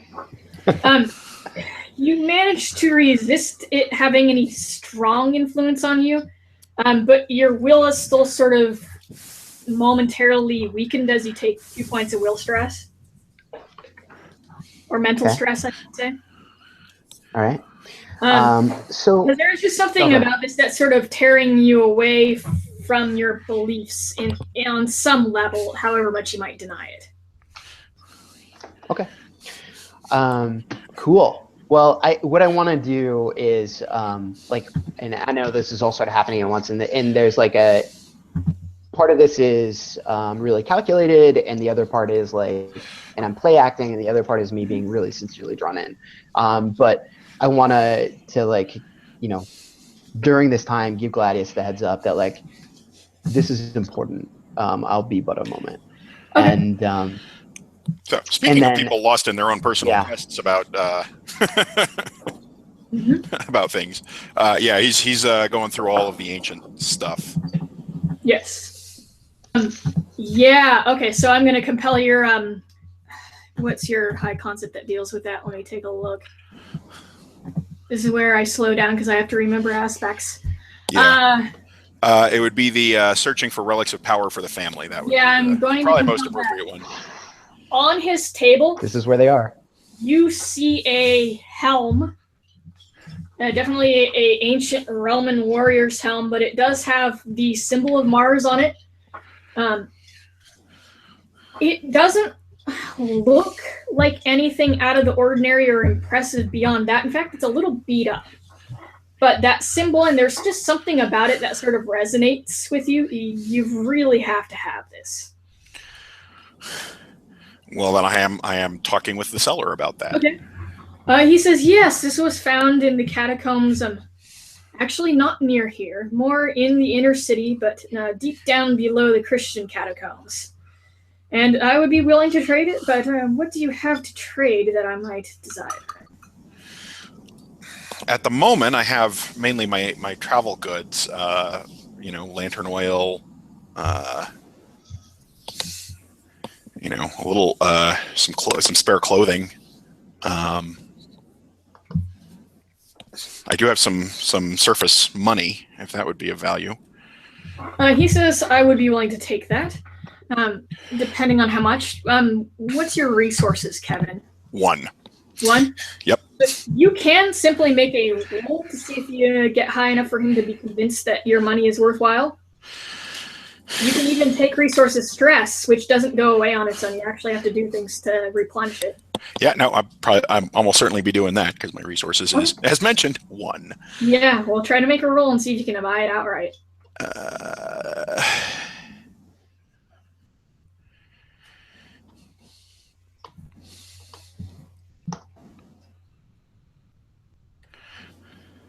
I was just taking a quick look at my skills and seeing if I could create an advantage anywhere, but I don't see an obvious route for that. Oh, good. Oh, so either you can take 3 points of resources stress, which again don't go away on their own, so it would fill up all your resources boxes, or he says, not particularly interested in your money. However, perhaps you could find an object to exchange with me. I'm fairly confident that I won't sell this too soon. I can even put it aside for a short amount of time for you. What would be of interest? Well, if you can find me any other artifacts from down below. I believe we are returning to below the city shortly. The vases, like these ones here, a few of those, they are in somewhat high demand.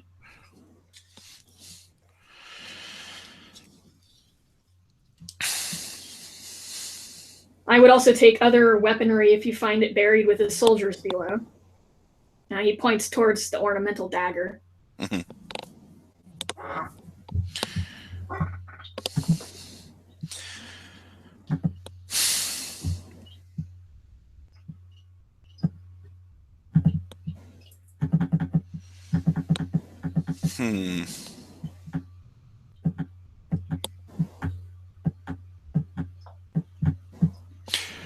So wealth stress is additive, not like physical or mental. Yeah, it fills in. Yep. Okay. Pretty much, and it doesn't just go away on its own. You have to actually like sell stuff, do something to almost like it's a consequence if you take any stress. Right. In a way. Except I can't compel it against you. Yeah. Okay, I'll have him put it aside, and the dagger, is that what cult is that? Is there any indication?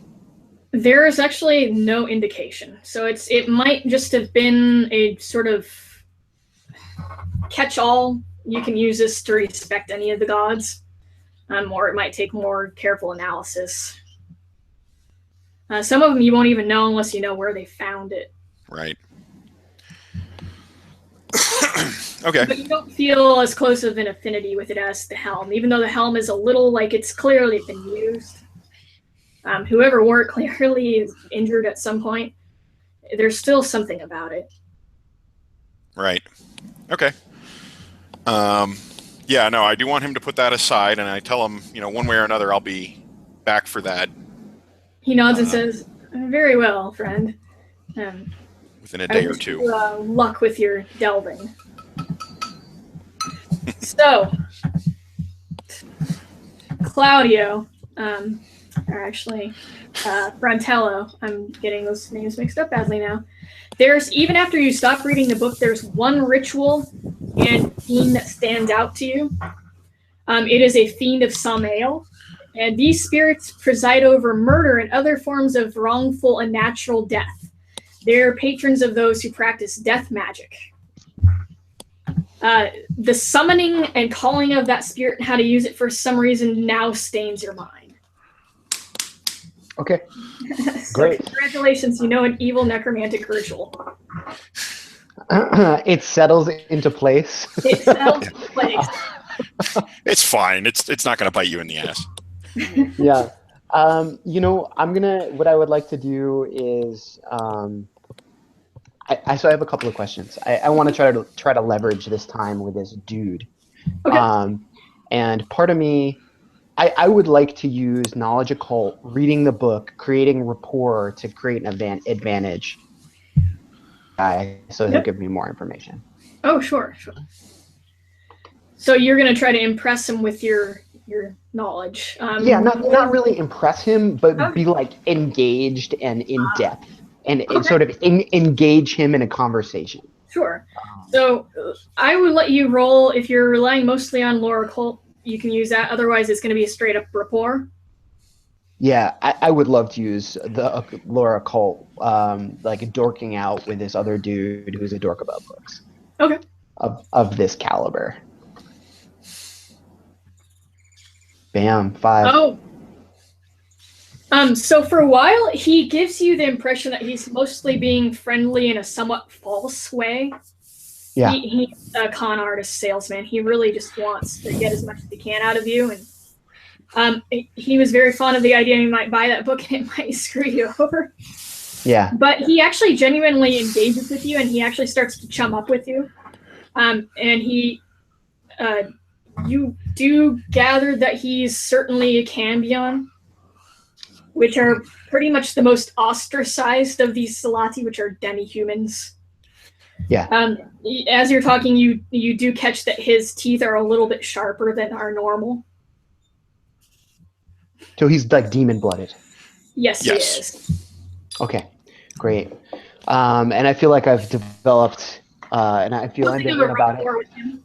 Yeah. I even get a better deal from him now if you come back with something at least worthwhile to trade. Yeah. And I'll say to him, like, towards the end, I'll sort of like close the book and push it back to him and say, that is a potent tome, sir. I have business below, but I may be back. And I want to like see if there's any, I guess I should roleplay it. This book has only whetted my appetite to know more about the, and what did he call those guys with the red tattoos? None of them seem to know what they are, but they the ones with the blue tattoos, they called them the Blue 13. They're the very like top tier of the witch hunters. Yeah. With potent magic. Of the rogue, not the, I won't say the rogue, of the rebel Blue 13. Is there any more? Could you point me in the right direction to continue my research on this potent magic? He sighs and says, the Blue 13 are all mundane humans, which are ill-suited for magical pursuits, but have a certain resistance to the supernatural. And their luck is that various spirits have little interest in them, and they make very poor vessels for habitation. Surely this is of great advantage to him, and if anyone could survive down there, a mundane who has honed his abilities to such superb capacity would have a lot of luck. Perhaps you should seek down within the caverns for him if he has not left for greener pastures after making his fortune already. Yes, I will. Thank you, Glossoth. Glossoth, is it? No, Agnost. Yeah, and Agnostus, I believe I called him. Yeah. Thank you, Agnosto. I may be back through. He nods and says, I wish you luck. Hopefully you do return. Most of us do not. Well, I'm sure they do not meet the most pleasant of fate. We'll see, I suppose. He'll take his leave and then find Gladius. Maybe Gladius speaking with another vendor. No, he's on his way back going, okay, we have to go because we have to find something and then come back. Okay. It's important. I promise. Yeah. Don't worry about it. Cool. So yeah, he'll bump into him and nod to the old woman meaningfully. She nods back and sort of shakes her finger at you a little bit, like she's scolding you. I think that Marcelo will wink at her. You managed to get her to blush slightly, and she then turns away.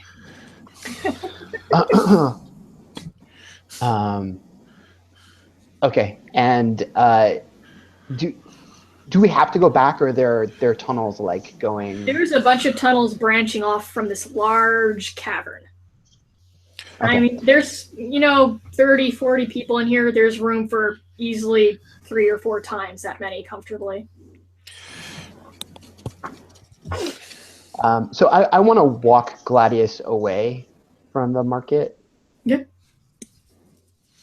Okay, so there's not a bunch of people around, and then sort of like quietly, and I imagine there's plenty of clandestine. Yeah, there are. I mean, there's the like entranceways to the various tunnels that there's no one at. Yeah. So you find one of those. So there honestly, you probably draw attention around here by having non-clandestine discussions. Right. Talking openly, huh? What are you fronting? Exactly. What are you up to? It appears that there's a rogue member of Blue 13, the witch hunters down below. He may be the source of this. I do not know at what cost to my very soul I learned this information, but let's just say it was significant. That it is useful to us.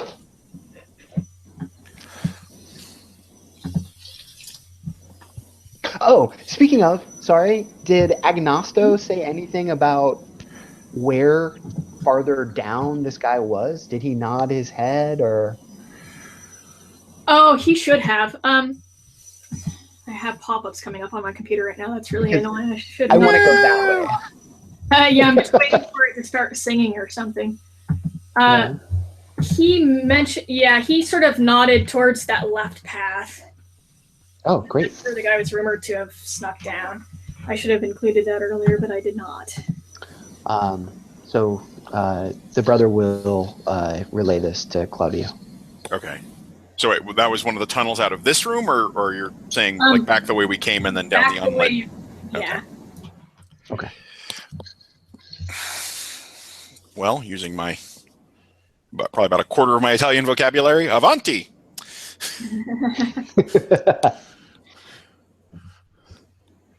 So you begin to venture back up the tunnel of lights, and then you see yourself standing before where it splits.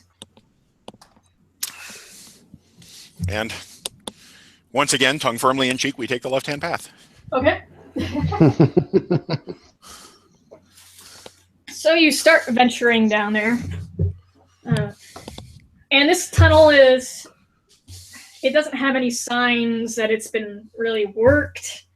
It's very natural, which is kind of strange. Somehow it brings to mind, like, if a huge earthworm were to burrow, what would result? Oh, well, that's not concerning at all. But you continue downwards until you meet a section where there's been just a collapse in the tunnel. Just there's debris completely filling it up. There's dirt, there's rocks. It looks like a natural collapse, probably. Did we find any branches coming down here, or? No. No branches, no tree roots.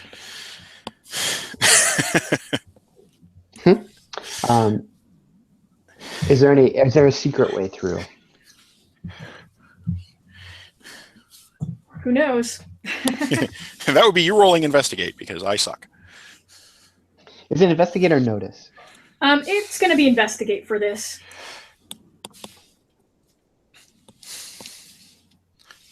Okay, so there's not any secret way down here. However, upon examining this, what at first looks like a natural collapse, it now is very clear that it was intentionally collapsed. This could be the way. Can we assess to see if we can move rocks out of the way? Yes, and that would actually be... that's a good question. What would it be? Crafts would honestly make the most sense, but I could see also lore, more nature maybe for moving stuff safely out of the way in what's natural terrain. Either way, probably neither of you have it, so it's just going to be risky. Yeah. Or we seek another path. We go back up and we try to find another route down. It looks like this was intentionally collapsed. We could go back to the marketplace and simply ask someone the way around. I'd rather limit knowledge of our objectives. We don't want the information reaching the wrong ears. I did tell a dubious fellow that we were looking for this rebel Blue 13 member. However, I might have given him the impression that I wanted to find him for his magical prowess.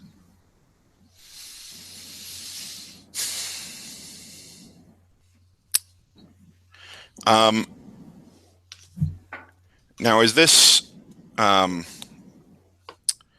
something where we're still within my city knowledge of the, the labyrinth under the city? I would say that this is outside that jurisdiction. Okay. I assumed that was the answer, but it was worth a shot. Yeah.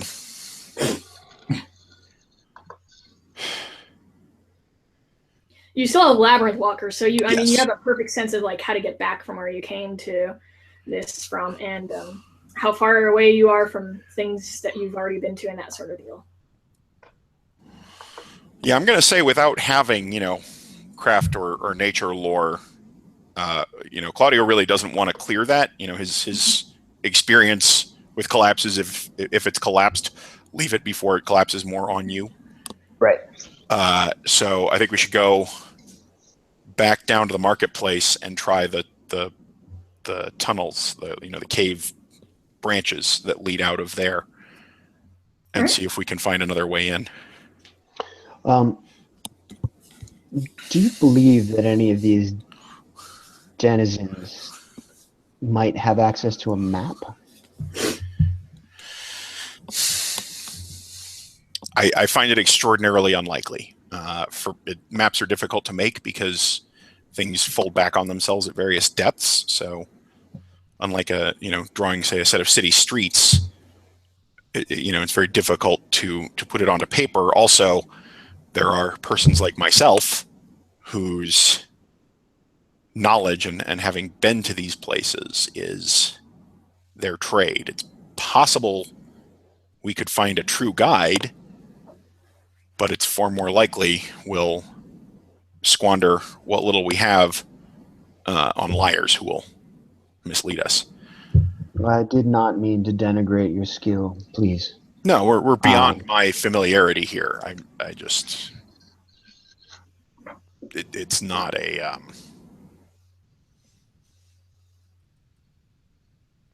it's both impractical and for the people who have the knowledge, treads on their an easily copied map treads on their income. All right. Well,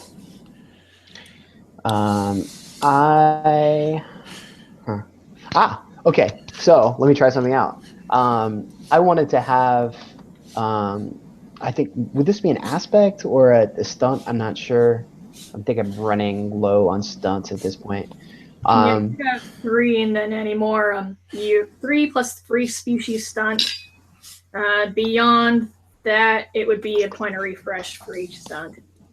And the species stunt is basically detect magic for a Child of Albion? For a Child of Albion, yes, it is.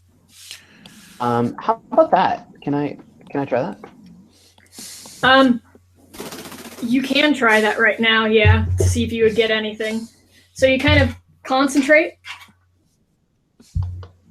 You concentrate and you feel some very faint residual magic in the area. You can roll a lore or occult to figure out what kind it was.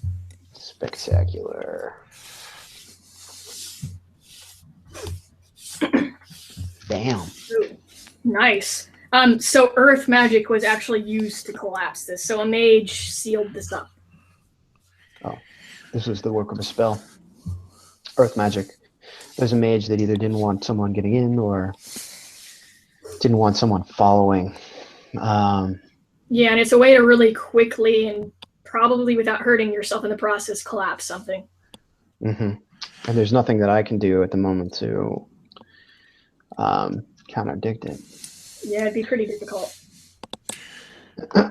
All the more reason I would think to try to find a back entrance, as it were. Since even if we cleared this, even if we were able to clear this fall without bringing the rest of the tunnel down on our heads, obviously they have defenses. All right.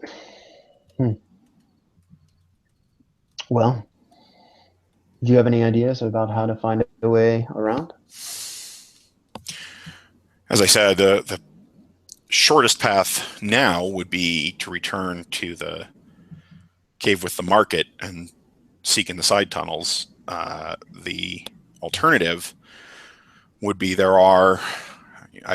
if we return to the catacombs under the city, I know of places where the paths descend that I have not taken them, but that would be much more blind exploration. Sure. Well, let's loop around.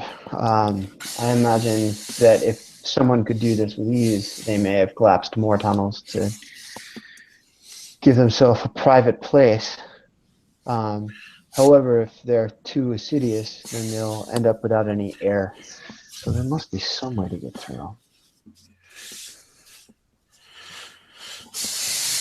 So, to the marketplace. All right. So you ventured back up to where the tunnel splits and venture down through the lit tunnel, and you find yourself back in the marketplace.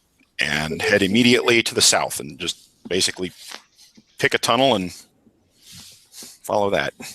All right. So I'm going to say to the south, there's 3. Do you do anything to pick one, or do you go randomly?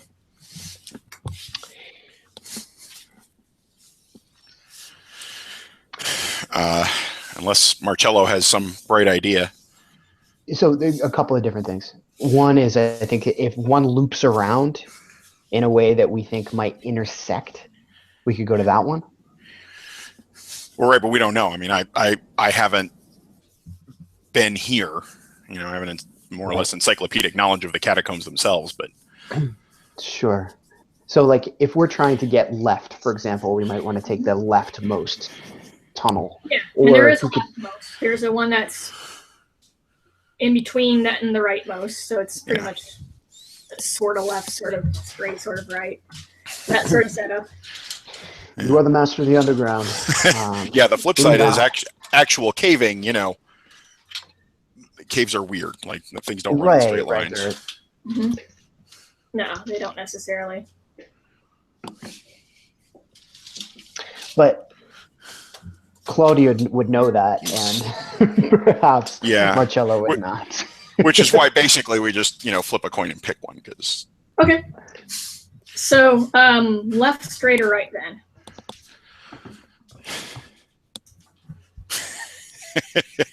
Well, left has been working so well for us. All right. So you begin to venture down into the right. Make a notice check. Is this one I can use burglary for? I assume not, because it's really more cavey. All right.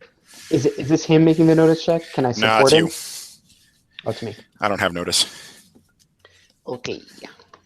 Because it was terribly important that he be a poor poet rather than have a useful skill. Okay. You don't notice anything, but I'm going to compel a situation aspect that's on the environment, which you get a fate point for, Josh. Mm-hmm. This is entering grotesque surroundings. Oh, okay. As you're walking and you don't notice, and you fall face first into something horrible smelling quite quickly. Just wafts of rot and probably fecal matter, and it's sludgy and disgusting as can be. And something kind of like jabs into your rib after you fall into it. And make a physique check too. And you see him fall and go down and look down to see what it is too. Yeah. So you feel, other than like your ribs are hurting a little bit, fine. You just take a point of physical stress. But it's really grotesque, and now you're covered in this gory sludge. Human or animal, it's probably a mix, but you see just going down this tunnel, just this gory refuse covers the ground now that you've got. So I'm gonna try to pull out whatever jabs me in the ribs. Okay. You pull it out, and it's actually conveniently somebody else's rib. Oh, all right. They were just giving me a little rib kiss. Yes. Okay. That would be human-sized. Yes. I mean, May this have was found more warlocks. a massacre of some sort. It just looks like a sludge of digested remains. Digested. Okay. Yep. Perhaps this is something big and terrible down here. Can I roll investigate in this disgustingness? Is it a gigantic animal? You can. Okay.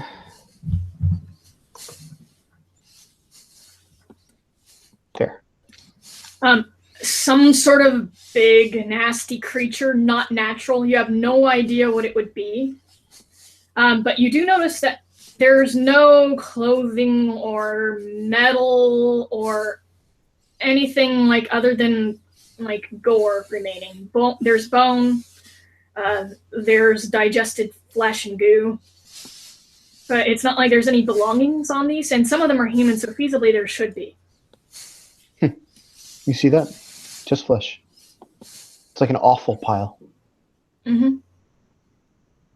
These bodies have already been stripped. But any natural creature, if it's, this is where it shits, we should have, a belt buckle, a boot buckle. Yeah. Something. Unless people are being thrown into this pit. Or it's... But there's no gate. There's nothing No. keeping anything in. It's just sort of like in is telling you descended down, and it's sort of just filled with sludge all of a sudden.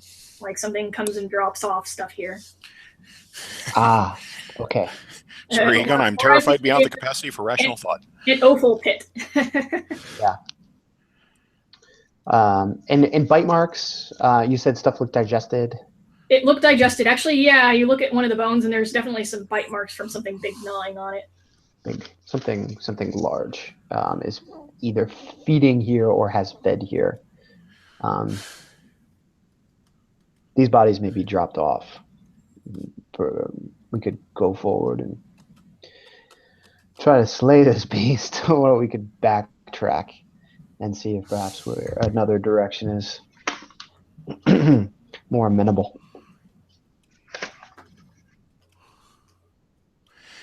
Let's backtrack. Most branch tunnels, peter out fairly rapidly. If they don't lead somewhere, we can always return to this one if it's the only open passage, or if the others, wind away from the direction we need to go. So you backtrack until you have right and straight remaining. I'll try to sort of clean myself off a little bit. Yeah, you really smell horribly. I would say reeks horribly would be a situation aspect that's applied to you at this point. Smell. That's not going to be the slightest problem with stealth. It'll be fine. I don't see anything, boss, but I smell something coming. Yeah, right. Yeah.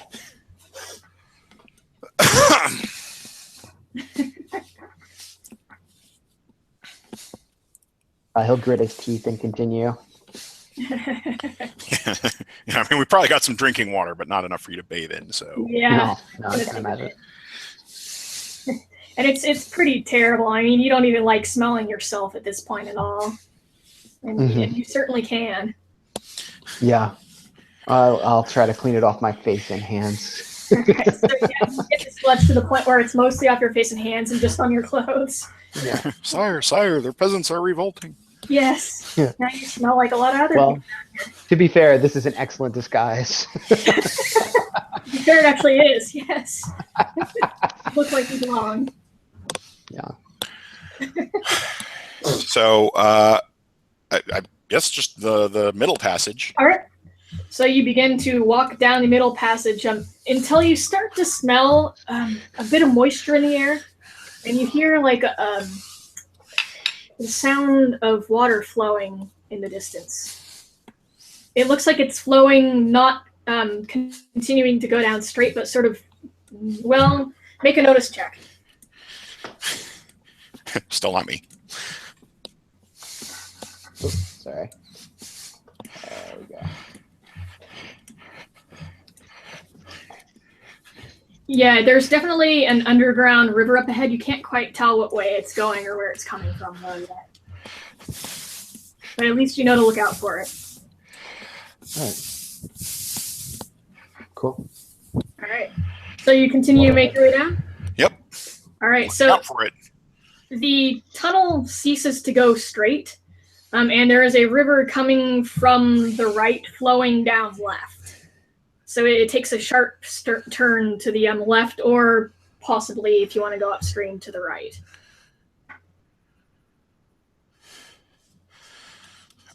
Which is more southerly? More southerly would be, actually, if you could keep going straight.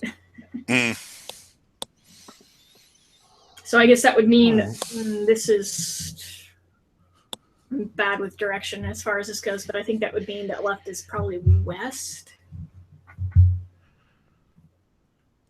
Let me think. I have to take a So moment. left would be east. Oh, okay. Right would be west. Do you guys, it would now be a good time to take a, 3 or 4 minute break? Sure. Sure. Sorry, I don't mean to be jarring here, but No problem. Let's see if I can. I had to run for a second anyway, so I guess I'll mute. perfect.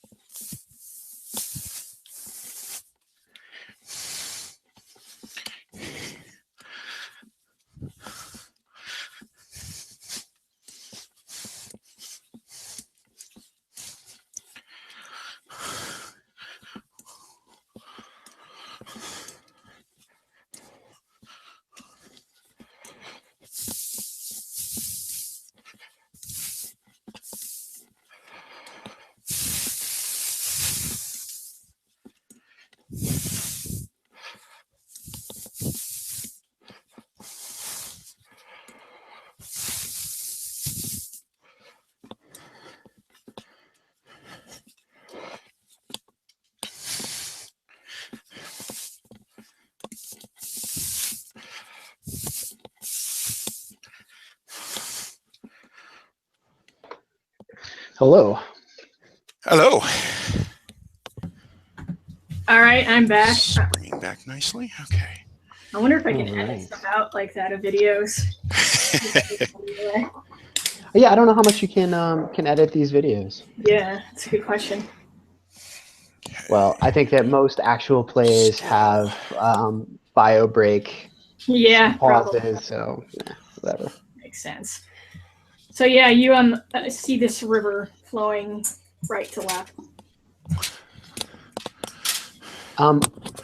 Does it seem like normal water? It does, yes.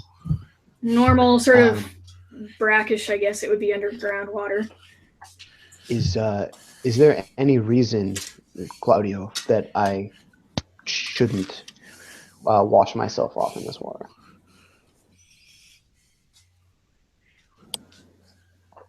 That would be lore nature, actually, to know for sure. Could that be modified by his knowledge of the catacombs, though? I mean, this is.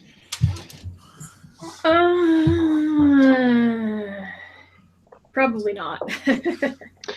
Okay. Well, Nice try. I'm gonna. Nice try. Yeah. No worries. Can I notice to make sure that there's nothing like in it that's gonna? Yes. Yes, you can. All right, I'll do that. Wow, I can notice this time. So it's brackish. So I mean, there's a lot of sediment and stuff in it. I mean, that kind of isn't obvious. You wouldn't want to drink it, but at the same time, it's not as bad as gore. Yeah. Okay, spectacular. There is a narrow shore along both sides of the river that you can walk along. If you're careful, you might slip into it. If you get Montezuma's Revenge, it'll take most of a day to kick in, so we should be out of here by then. As soon as the monster attacks you is right when it'll kick in. But if you're lucky, you might be able to use that to your advantage. Would you watch for a moment while I cleanse myself? Of course. Thank you. Actually, I'll poke my head up and sort of sniff at the air a little bit too. I want to just do a quick detect magic with my Child of Albion. Okay. So you kind of try to sense if there's any in this area. It does not seem that there is any magic, however, in this area. It's all pretty mundane. Okay.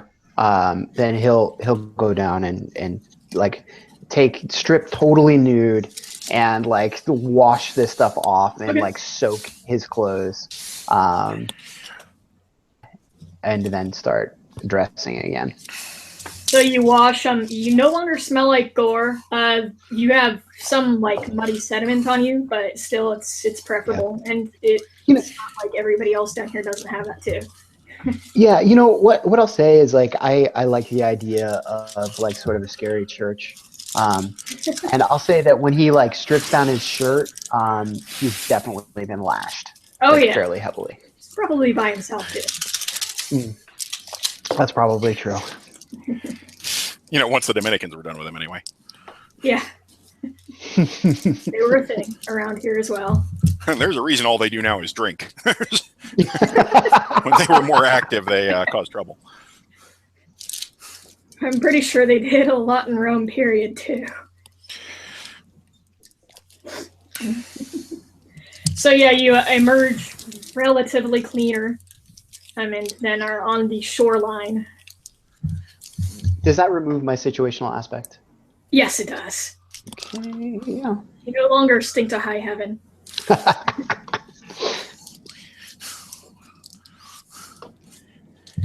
All right, I will get rid of that. Cool. Yep. All right.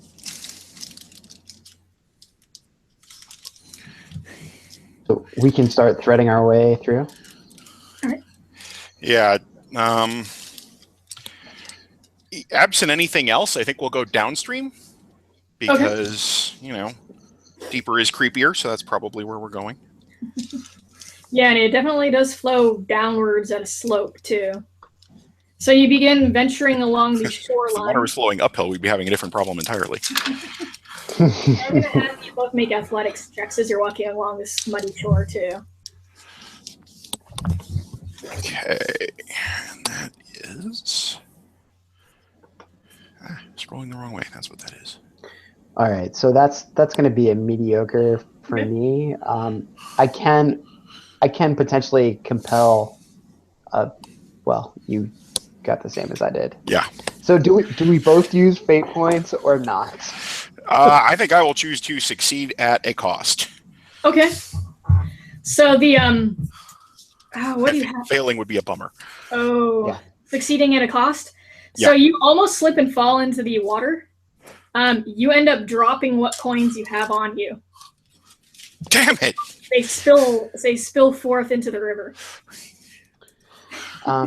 And succeed at a cost is that a freebie or is that like if you spend a fate point for it? You don't have to spend a fate point for it. That's always an option if it makes sense. Then yeah. So okay. What about you? And if I were to spend a fate point, I would get +2. Yes, which would be enough, but you have to have an aspect that makes sense to invoke to succeed.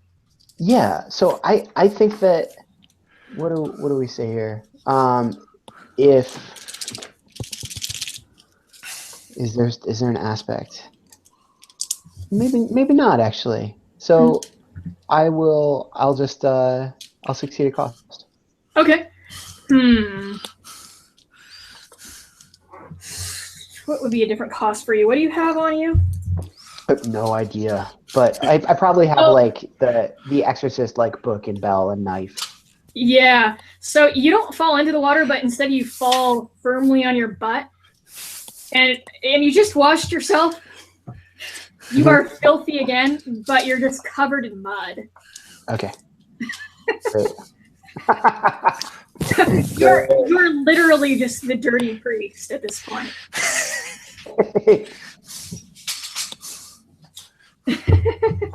And it's all just right. Like, I mean, you're just drenched with it, and it's caulked all over. So he'll sit there for a moment, and then just kind of chuckle at like the futility of trying to like cleanse himself down here.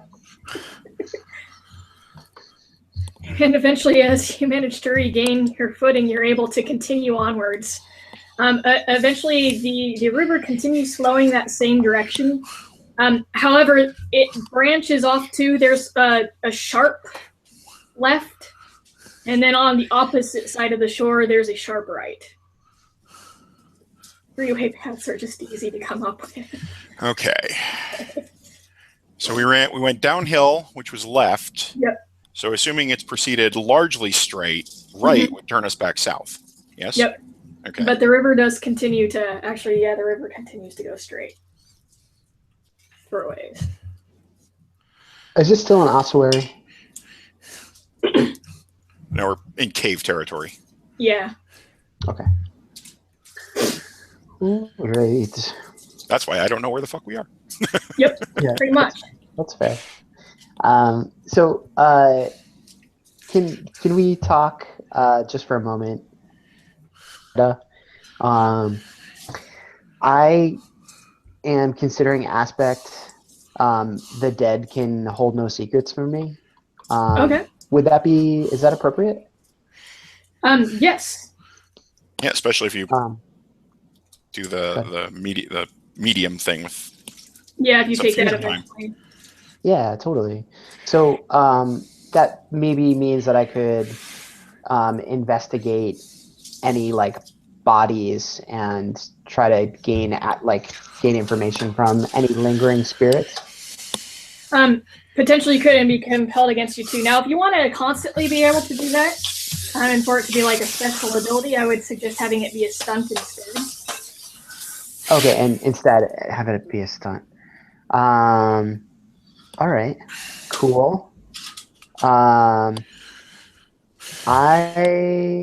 think. Well, you could do both. You usually need a hook for a stunt. Yeah. But it's not as common in Fate Core, but you can hook a stunt to an aspect the way I understand you do in FAE rather than usual Fate Core thing is to hook it to a skill. Yeah, maybe I will do that. Maybe instead of the mark of the necromancer being compel one task from a supernatural entity, I'll just say the dead will answer my questions like the living, or you can basically commune with them so long as their spirits are lingering, and you might even be able to, if it's just like residual memories, get something out of them. Okay. So sort of like D&D with dead, but it's story oriented, so there might be other things that happen too occasionally. Right. So if we find fragments of bone, or there's the random dungeon skull lying around, then I will try that. Yeah. In fact, yeah, that's pretty fun. So you continue walking down. Do you continue going straight? I think we should go right, because that takes us back in the southerly direction that we want to be going. Okay. So the right tunnel is across the river, so you have to get across the river somehow. Oh, well, with our clear athleticism, that should be no problem at all. How? Get off there. I assume that is the skill in question? Yep, that would indeed be the skill in question. Can we help each other on this one? Can we make sure that we're not both drowning? Athletics it together in some manner that you can detail. I actually did put down as equipment a length of silk rope, because it's light and strong. So, we could rope together and one of us can cross first and then help the other cross, and it's also easier to recover if somebody goes in. All right. That sounds great. Unless you got a better idea. No, I think that's a really good idea. Should I go across first and then give you the situational aspect of rope, or should we make one roll and it be? I think you should create an advantage that's the situational aspect using the rope to get a +2. Okay. Yeah. I still think you should go first because, if you go in, well, then you're cleaner again anyway. Yeah. Well, I got to swim it anyway. All right. So I've got a 2 physique. So let's see how this goes. Yeah. All right. Oh, that's funny. Yeah, so you get a +2.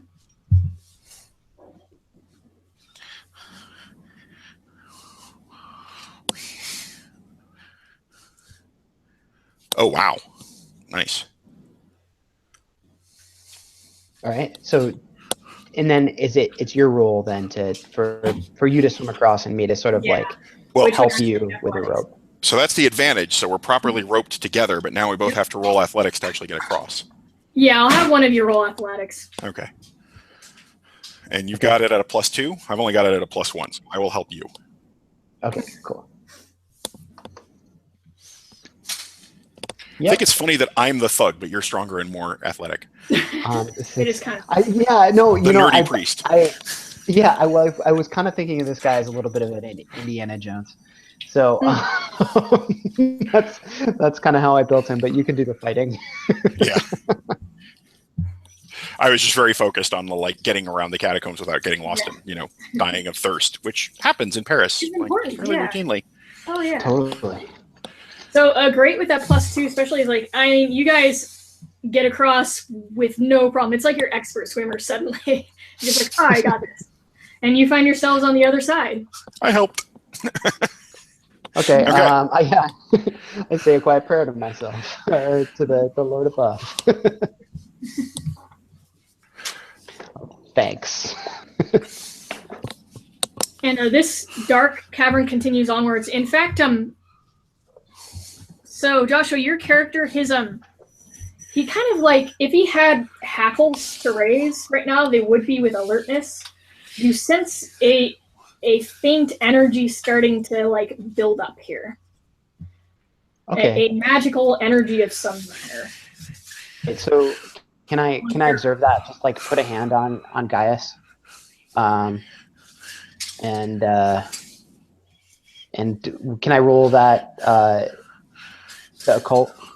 Yes, you can. And this is a +2. So that would be a 4. Yes. So this is definitely the entrance to an enchanted place. Questionable what it has ties to, but the energy, it feels very, very old and strange. Okay. So in my mind, old and strange is often bad. Generally, yeah. So there are strange magics ahead. Well, on the upside, Hades, god of the underworld, is also god of wealth. So, this could work out well. Yeah, very true. Pluto, sorry, we're Roman, not Greek. Well, you just become Pluto. Take care. Expect the unexpected. Yes. You may be a god, but you're not a planet anymore. Neener. Anyway. The tunnel is very dark ahead, and as you continue, it feels almost preternaturally dark. Even to your eyes that can see in the dark, it feels slightly dim. Oh, good. Mm-hmm. Yeah, so I've got my little lanterns in my shield going, obviously, but yeah, that's going to be somewhat limited service under the circumstances. Yeah, it's sort of like the flame is struggling to stay, although it is there. And as you continue, the first thing that you see, because it's almost like you're in a area that there's fog up ahead, sort of that fog of war that you get in games sometimes. Mm-hmm. You eventually see through the dim this big statue. As the ceiling is clearly getting taller, even though you can barely see to the top of it. And it's this statue of this humanoid figure. rather beautifully built, like an ancient Greco-Roman sort of god, but it's got these massive clockwork wings. That's strange. And it's made out of stone, but it's strange stone. It kind of looks like basalt, like ocean floor stone, but strewn throughout it is this glistening, these fragments of crystal that make it glisten. Is it the center of the magical emanation? No, but it's definitely at this spot it becomes more powerful. But you don't get the sense that this is like emanating it, all of it on by itself. Although certainly it's a little bit stronger around it immediately. Okay, well, clockwork makes me uncomfortable. Is there Yes, some sort truly of it is the work of the devil. Yeah. Well, here's this giant shrine with a clockwork component. Are we going to get killed if we go close to it? Is there some sort of trap? I think. Well, that's not a bad plan. Actually, I will investigate that with my burglary. All right.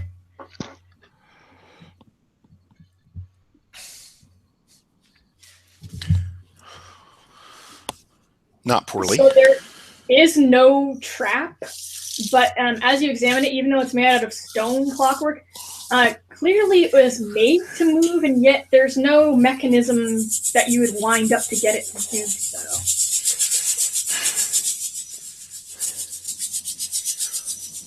Okay. But it doesn't move as you touch it or examine it. So does this appear? So it doesn't appear to be a shrine either. There's no stuff at the feet or no. There doesn't appear to be anything like a little that. flame or anything, or things to loot maybe. Nope. Is it a god I recognize? Laurel Colt. Oh yeah, you might know. This is a depiction of one of the angels of Malkuth. They are the angels that are the most closely tied to the physical world and Earth, and were known to watch over mortals.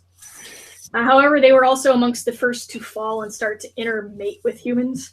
So Malkuth is a fallen angel. This is potentially a shrine to a demonic entity. Well, not all of them are fallen, but amongst them they're basically a choir of angels. So some are unfallen, some are fallen. Okay. It's a shrine to the Malkuth. Would he get anything about the Malic Empire? Oh, actually, yeah, the Malic Empire could very well be something that the Nephilim would have built back in that time period. Hard to say whether this is actually that old or not. It looks like it's in awfully good condition, so it's probably newer. But yeah, the Nephilim they had a great empire, typically known as Atlantis, and they built a lot of contraptions that were very impressive. Okay. Is there any script? Sorry, I was just being obscure in case it wasn't something he'd get. No. I appreciate it. Thank you. There's no inscriptions on it, actually.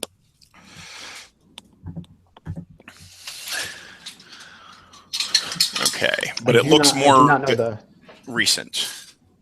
It looks like it's in too good of a condition for what you would expect the wear and tear for something really ancient to be. I mean, it's not like it's exposed to the wind. But yeah, there is also that. And there's also the fact you can feel magical energy in the area. Where does that center? It's omnipresent, although it is stronger on the statue itself. Do you guys hear that shaking too? Oh, yeah. Sorry, that's me. Okay. Oh, okay. I'm getting dinner started. Oh, all right. Okay, but I'm done now, so that'll stop. Sure. Yeah. Nice. I would have thought like somebody was maybe in peril of rattlesnakes. I do live in New Mexico, but I haven't seen any in the house. I would say that's probably a good thing. Yeah. Although they'd be less annoying than the cicadas, actually, that occasionally get in. But it's weird. We usually don't get cicadas around here, but lately there's been a ton of them in certain places. That is odd. Yeah, and the other day I saw a very weird thing that I found out was some sort of scarab beetle, too. Really? Cool. It was strange. Weird bugs. Have any of your neighbors desecrated any shrines that you know of? That's a good question. Maybe. What can we do to learn more about this? Because this is interesting to me. So I have lore academic. Would I be able to identify the mineral that is shot through this statue? You could attempt. Yeah. Okay.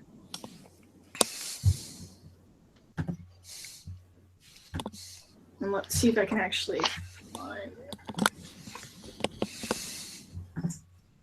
Nah, nothing. Oh yeah, no. It's easy to identify basalt. So the stone part is actually it really is made out of oceanic rock. Mm-hmm. But the crystal, you're not sure what it is. So this is basalt, but what is a crystal? Do you know, Gladius? Claudio's got nothing. He doesn't have any appropriate skills. Oh, Okay. actually, you know what? Would art help me date it? Are there characteristics of Atlantean art? Yes, there are. So roll art. Ha! And I thought that skill was just a joke. No, clearly not. No. It's clearly impressive and high quality. You keep thinking that it might be something that was made after Atlantis, but in the style of it, but it's really hard to know for sure and to date it. Would +2 help me in any way if I were to invoke?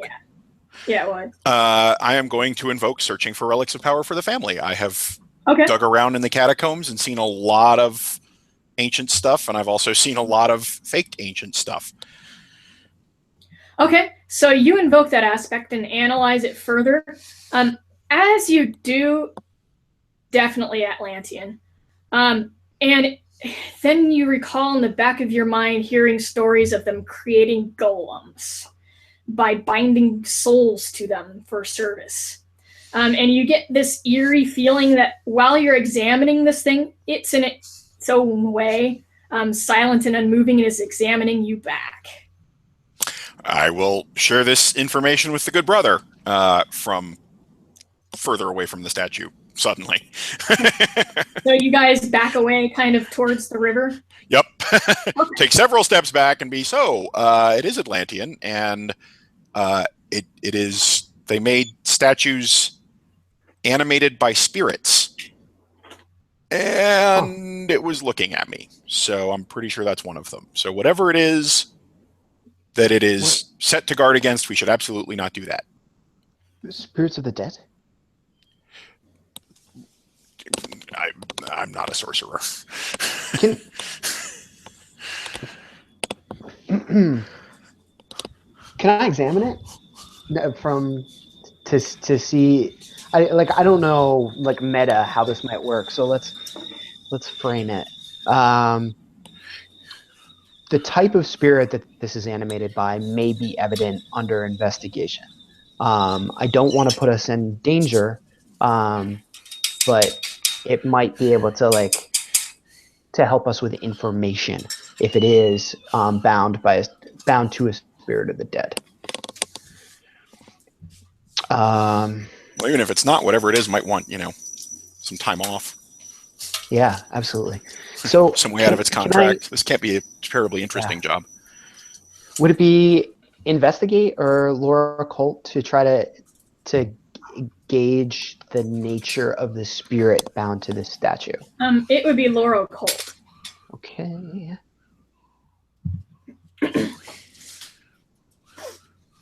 Awesome. +4. Oh, so you're examining the spirit, and as you do, what's your stunt again? Yeah. So talk to things. Things out. But I said,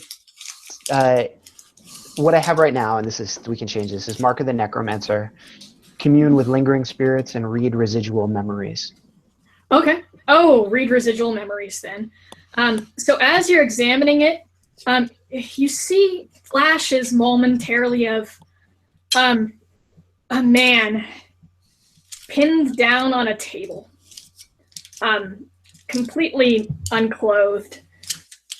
An angelic being that is giant, probably 8 or 9 feet tall, looking at him with the coldness of a just completely inhuman surgeon who is about to basically dissect an animal. Oh, wow. You ever seen a butterfly pinned down to a board? You ever wonder what his last thoughts were? A very clear idea that the guy pinned down is the spirit in this statue. So all right, I want to acknowledge the spirit, and it is the unfortunate. It is the spirit of an unfortunate who has been tethered here. And I'll address the spirit directly, or the statue. I'll say, no doubt you have long been confined here. I wish to give you rest. And if you would, but of course, well, let me think. Certainly this is not contingent. Please seek a man. A man perhaps with red tattoos. Body. If you could point us that in his direction, we would greatly appreciate it if you can help. Send you on your way. For the first time, the statue begins to move as if somebody has lined up this strange stone clockwork. Its great wings shift for a moment and it turns around, and it lifts a hand pointing down the passageway as straight can be. Then it turns back towards you, and unspeaking, it sort of shifts itself so it can loom as large as it possibly can, and spreads its wings out in a way that make it look like a bird would look if it were giving a dire warning.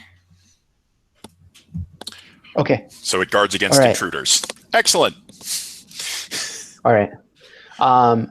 Then can I exercise the spirit? You can attempt to, yes. So you're going to want to make your will check. Okay. And this is going to be a difficult one to do. Yeah, absolutely. And I can invoke afterwards, or do I invoke now? Well, this is a stunt, so you won't need to invoke unless you fail. So you can invoke afterwards if you really need to. Would he have an advantage from having, he knows what he's dealing with, even kind of knows who he's dealing with from seeing the... Yeah, can I put a situational advantage together? Yeah, after everything you've done, communing with the spirit and everything, the spirit is willing would be an aspect that would have been created by all this. It's just that you have to fight against Atlantean magic, which can be pretty powerful. Right, totally. Okay, so that would make my +4 a +6. And that just ends up being a +6. And I can invoke an aspect if that is appropriate to do so. I think fantastic. And I'm going to get set to block him, just in case it's not enough. Okay. The thing's probably not set to be okay with. Yeah. Broken. So,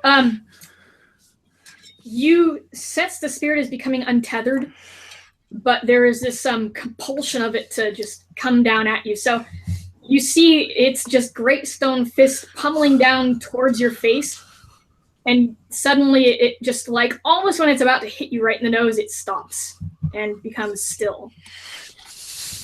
Okay, well, I'm gonna as I'm muttering prayers and working to exercise the spirit and compelling it, I'll raise one hand up and touch the other hand of the fist and say, "Go, I compel you onto your rest." And suddenly, as you do so, the magic that's on the statue itself sort of dims. You sense that the spirit is fleeing. Afterwards, the magic resurges. However, you sense that the magic has nothing to contain. Interesting. So there'll be all this. He'll be covered in sweat at this point, and turn to Claudius and say, I believe it's safe to proceed. All right. So you begin to proceed until This eventually. statue's like 8 feet tall, right? Yeah, There's no it getting is. it out of here. God damn it. Okay, I could totally trade that for that helmet. Oh yeah, it's The huge. information about where it is. So it's very heavy. So you proceed down until you see this tunnel widens into another very large cavern, and within this cavern there is a structure. A structure that is in such peak condition that it looks as if it were built only a few days ago, perhaps. The entire structure is all formed of that basalt, but there's also weaving throughout it in an intricate grid-like pattern, gleaming red. Upon this structure are perched several statues, similar to the other one, but they look more sort of grotesque and bestial, more like something between an angel and a gargoyle. Huh. Like the Therians? Like between those two things. But they're made out of the same material. They have that clockwork. And architecture-wise, this big structure, it looks sort of like the Sumerians and the Greeks got together and built something. Or maybe the Babylonians, more so. So weird. It's weird. Yeah, it is. Now, importantly, however, in front of the entrance to the structure, there is a pile of bodies. Recent bodies? How close do you get? Not close yet. Okay. From afar. Well, they're not Are they bones? But they're mostly covered in clothing and robes. Here and there, you do see a form, like some flesh poking out, like a hand. There's one that's like clawing up towards the ceiling, almost like he was trying to reach for the sky that is not there.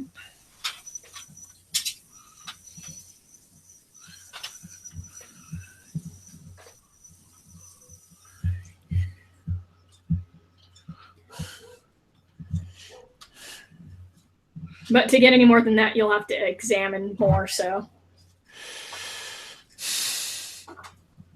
Okay.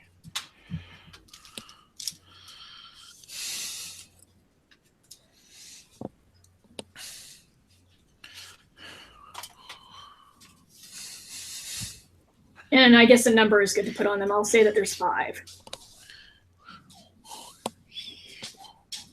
Go ahead. Is there any way to tell, do the bodies look like, is there any way to tell if they like died trying to get in, died trying to get out, or just were piled there? I mean. Well, the entrance to the building is not open. So either they got in, got out, and someone closed the door, or they were trying to get in and then started fleeing the other direction, likely.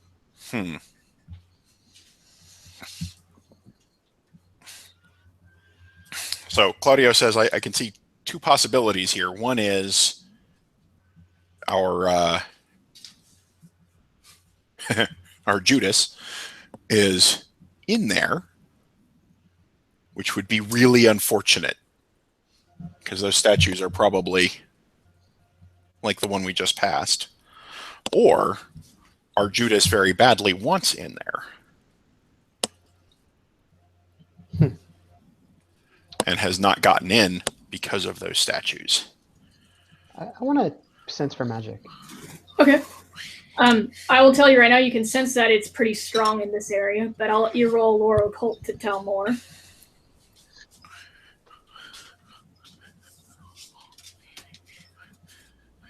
All right. You don't strongly sense anything as far as like what type and all that, but I mean, you can probably put 2 to 2 together just through logic and figure out that those statues are, yeah, they're similar to the one you passed before. They might have something to do with this, but So how many golems are we looking at?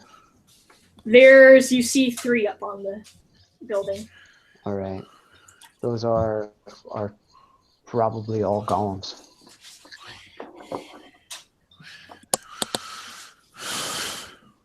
And right now they're not moving at all. They're just perfectly still, like ordinary statues. So Claudio asks, is there some way for you to tell what they defend against? Our friend told us he wasn't to let anyone pass. I could do a number of things.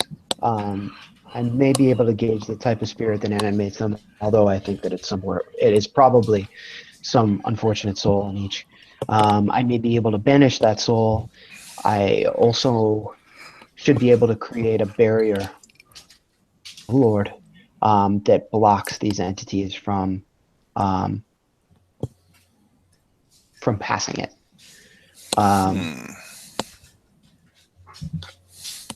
If they are clever, they might throw rocks and rubble at us anyway.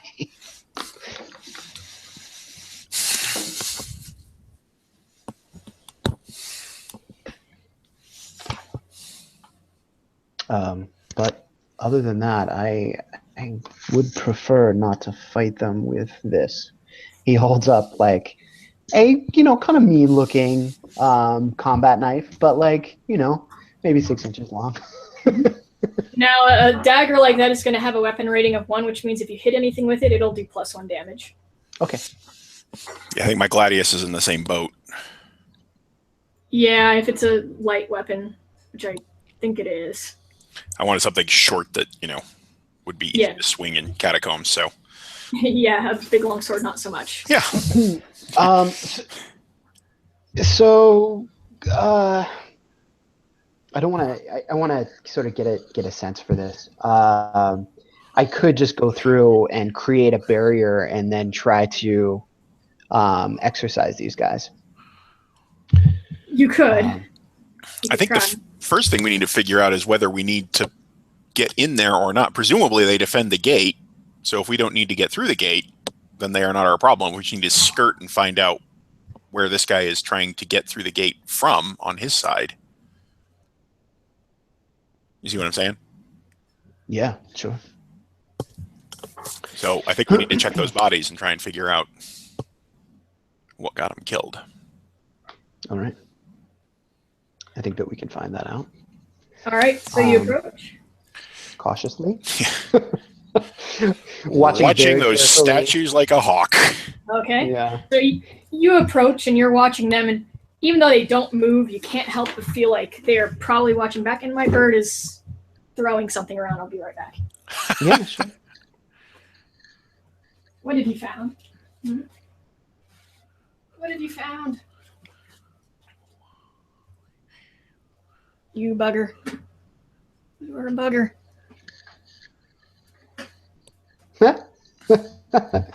That's pretty funny. Yeah, he's mischievous sometimes. All right, go back. Go back. Go back. So yeah, you can't help but feel like they're watching you back, even though they're completely unmoving. As you approach the bodies, you get a better look at what might have happened. You see that there are deep wounds across the chests and backs of some. One of them has a head that's been just crushed in, and they have the look of things that have been carried to the spot and just thrown here. Okay. Except for a few that look like they actually reached here alive, running, and then were taken down. Interesting. Are there spirits at rest? You don't sense any spirits from this particular location. Okay. From the pile. All right.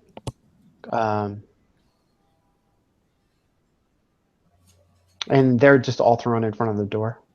Yep. Okay.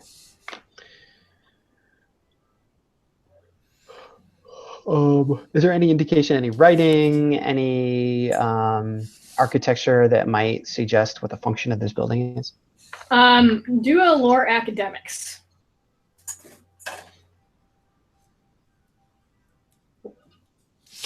And actually, I want to roll burglary and try and figure out what the trigger condition is. Like if there's a radius or if there's maybe something in the floor actually that like when you pass it, the statues are triggered. All right. You can roll burglary. And Joshua, you don't see any sign of writing or anything to imply what the point of this building is. Okay. It seems like that just wasn't something maybe that they really generally did. Perhaps they took it for granted that in their civilization they just kind of knew from some other meaning. Okay. You see. I'm sorry. That should have been a 1, not a 2. It's still going to tell you the same thing. Okay. You do not see any trigger for the golems, but you still get this eerie feeling they're watching you just sort of to see what you're doing. I am actually going to invoke Explorer of the Ancient Deeps, so make that a +3. They truly do act on intelligence. There's no trigger for them. From what you're gathering from the way that other one interacted with him, yeah, they have commands they follow, but there's a degree of decision making. Not really free decision making, but decision making, all the same. Which means they could decide to attack you or not, but if you overtly just go past the point of breaking what they're supposed to guard, then they'll certainly attack you, which would be trying to get into that building, likely. Okay. Is there a way past the building? You can go around it. It doesn't occupy the entire cavern.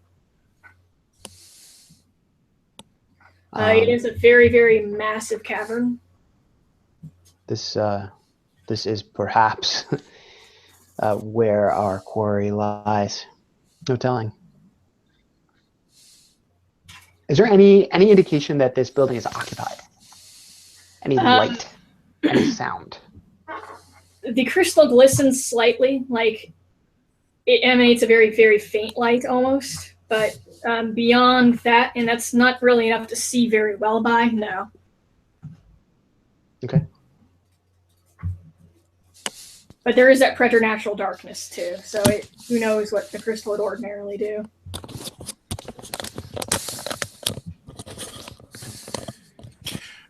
So I'm going to share my determination, which is, the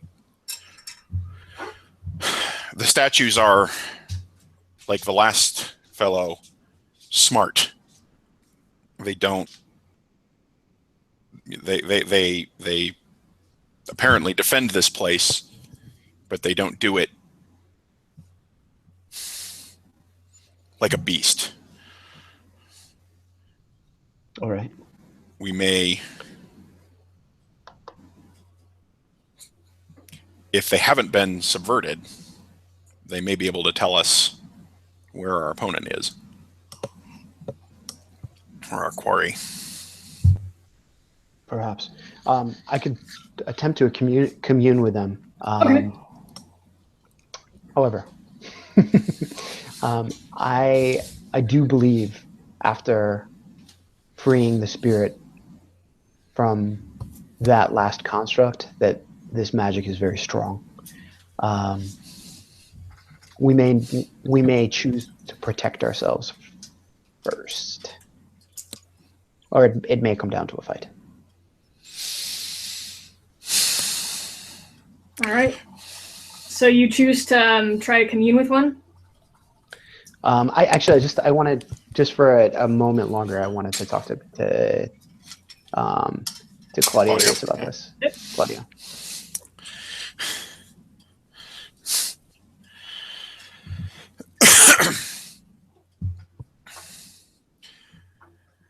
Well, if it's to be a fight, then a fight we can give them.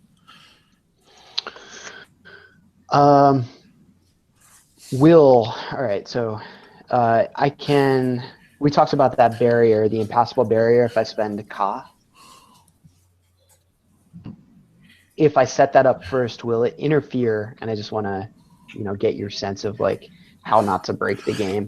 Will it interfere with taking on an exorcism? Does trying to exorcise require being vulnerable, which I can totally see it might. I would say that actually it would make sense that it does. Okay, all right. So I will not do that first. Close to an auto win. Yeah, no. And I don't want to screw with the magic system in such a way that it makes it not fun. So let me try to talk to him. I will try to invoke the spirit of If it's to come to a fight,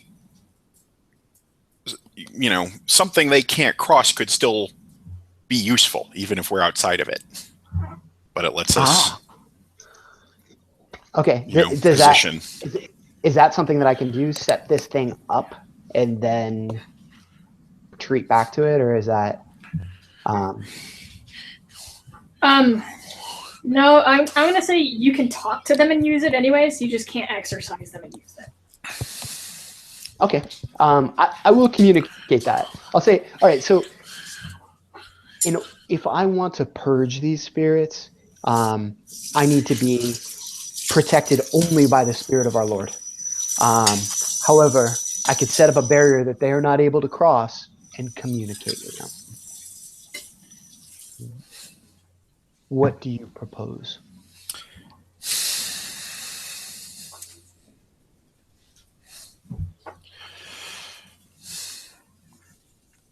Well, if we're to start with talking, we can start with talking. What's the you know what? Actually, I'm going to go ahead and declare on the scene here, because we're in apparently a fairly large cavern. Mm-hmm. So I am going to burn a fate point and say that that there are stalagmites and stalactites. I forget what they're called when they're joined, but the columns, so that there is some cover if it comes to a fight. Okay, sure. So you can hide behind that and basically use a +2 and whatnot. Exactly. So I have something to create an advantage with, because frankly, my athletics is 1, so I kind of suck at not getting hit. Well, you can use fight for that too. Okay. Cool. Okay. Still, it gives you a benefit to have cover for sure. Yeah. All right. Sounds good. Okay.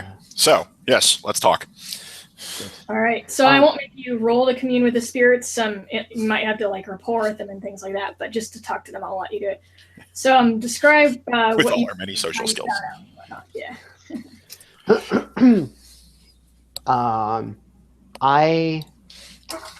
I will say a prayer quietly to myself, step forward, and address the spirits inside of the constructs.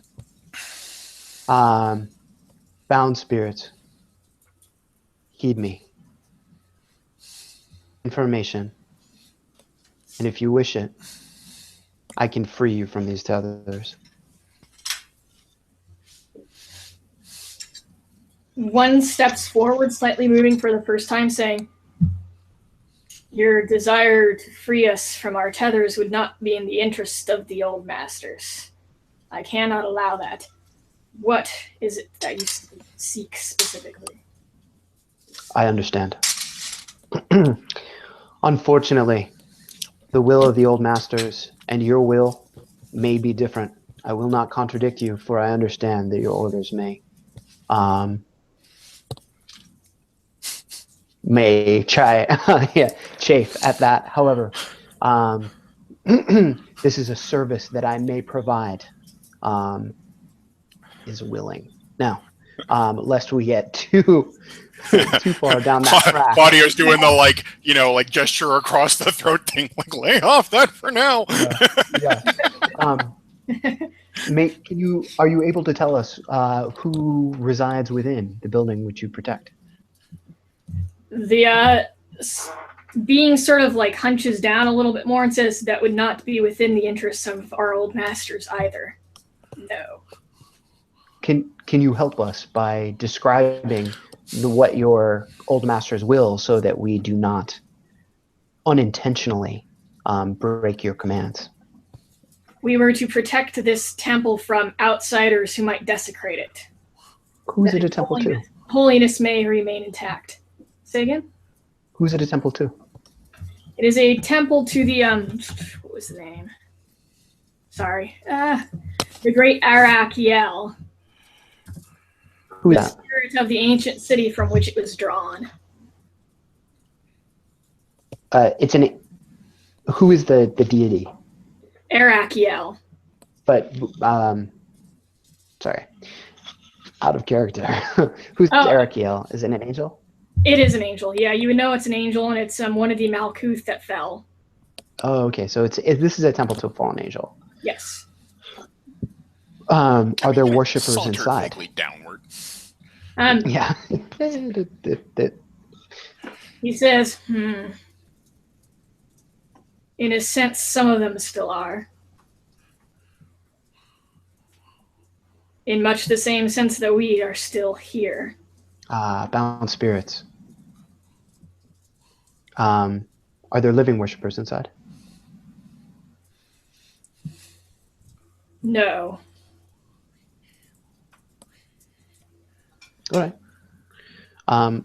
Have you perhaps seen a man with red tattoos across his face and hands come this way? It sort of shifts a little bit, but for a moment is silent and then says, "Why?" We wish to find them. This is just talking in like actually a language that is comprehensible, yes? Or is this to him it spirit is, communication? You're Right, actually I not got nothing. hearing anything. He might be talking to himself. Okay. In this particular instance. That answers my question, which is, can I butt in or not? All right. Oh, sorry. I'll make it. I will. So, am I talking in Cliffoth, or am I talking in Loenokian, or? You're talking in whatever you want, and this kind of sort of translating, so they sense their spirits, they can understand. Oh, then I'll be speaking in Italian. Okay. Yep, and they seem to be getting it. So you can hear my side of the conversation and butt in, and I will translate. Okay. Well, but I'm not getting the answers. So, well, actually, can I read the body language? Is it kind of? It is. Ask that question. It's kind of seems to be like kind of reacting to what he's saying, but it's not saying anything back as far as you can tell. I will repeat their answers in Italian. Okay. Yeah. So, then I'll go ahead and say, tell them that we believe that the one who's just trying to disturb their temple, pointing to the bodies, is our quarry, and we can help them preserve it. Okay. If they can help us locate him. Yeah, I'll say that it is possible that this man wishes to disturb the bodies, excuse me, to desecrate your temple, and we would like to help you stop him. It shifts again and says, then that is a matter that which lies within will take care of. It is not in our interest or the interest of the old ones to allow you to deal with this matter. You surely are outsiders, and your presence would be desecrating it as well. Okay, I translate that quickly. Well, we don't seek entrance. We just seek the one who's sending these, again, the bodies. Yeah, we do not wish entrance, only to find this man, which it appears he does not lie within. The creature sort of just is silent and says, it is not in our interest to tell you where he is. All right. Yeah, it was worth a shot. Okay. Yeah, let me just think. There's got to be some kind of like work around.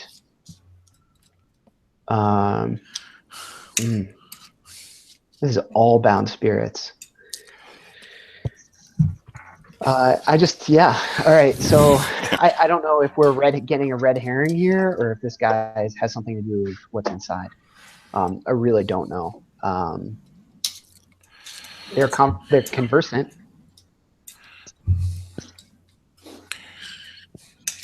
I mean, if he's like the other one, he's not maybe thrilled to be here, but he's got his limitations.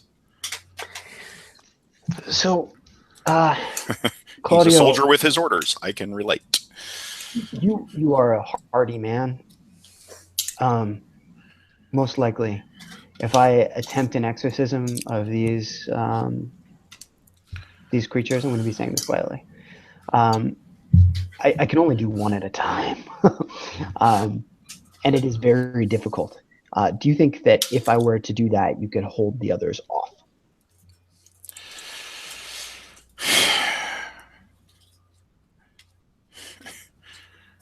I mean, I have good steel, but they're made of stone. I don't know how effective I will truly be. Sure. Well, perhaps we need to move onward then, unless there's anything else that you can ask them, or can think of asking them.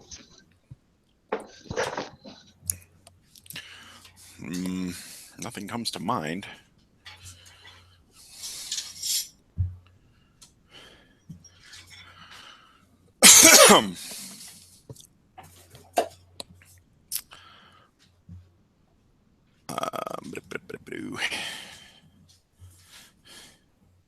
So yeah, I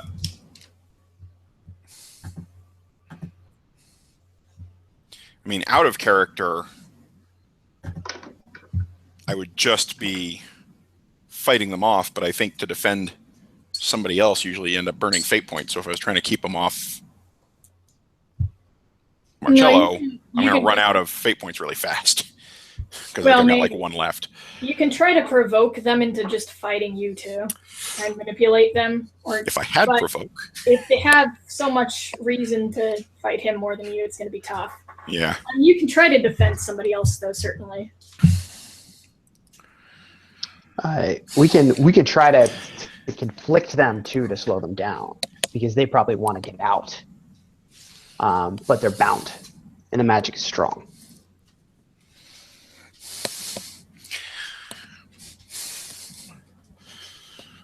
Why don't we do the job that the church is not going to be happy to find us back in the city not having done, and see what shape we're in? Yeah, of course. My inclination, of course, is to put these creatures to rest. However, seems like a potent source of evil, and also may house our quarry. If you believe it does not, then onward. He just looks at the pile of bodies and says, that doesn't look like they got in. Like literally pile of bodies. There is a pile of bodies. There. So is now a good stopping time so we can pick it back up next time? Now is very good. Okay, because you're getting ready for dinner and everything. All right, so I'm going to stop the broadcast, and we'll work out a time to pick this back up. Just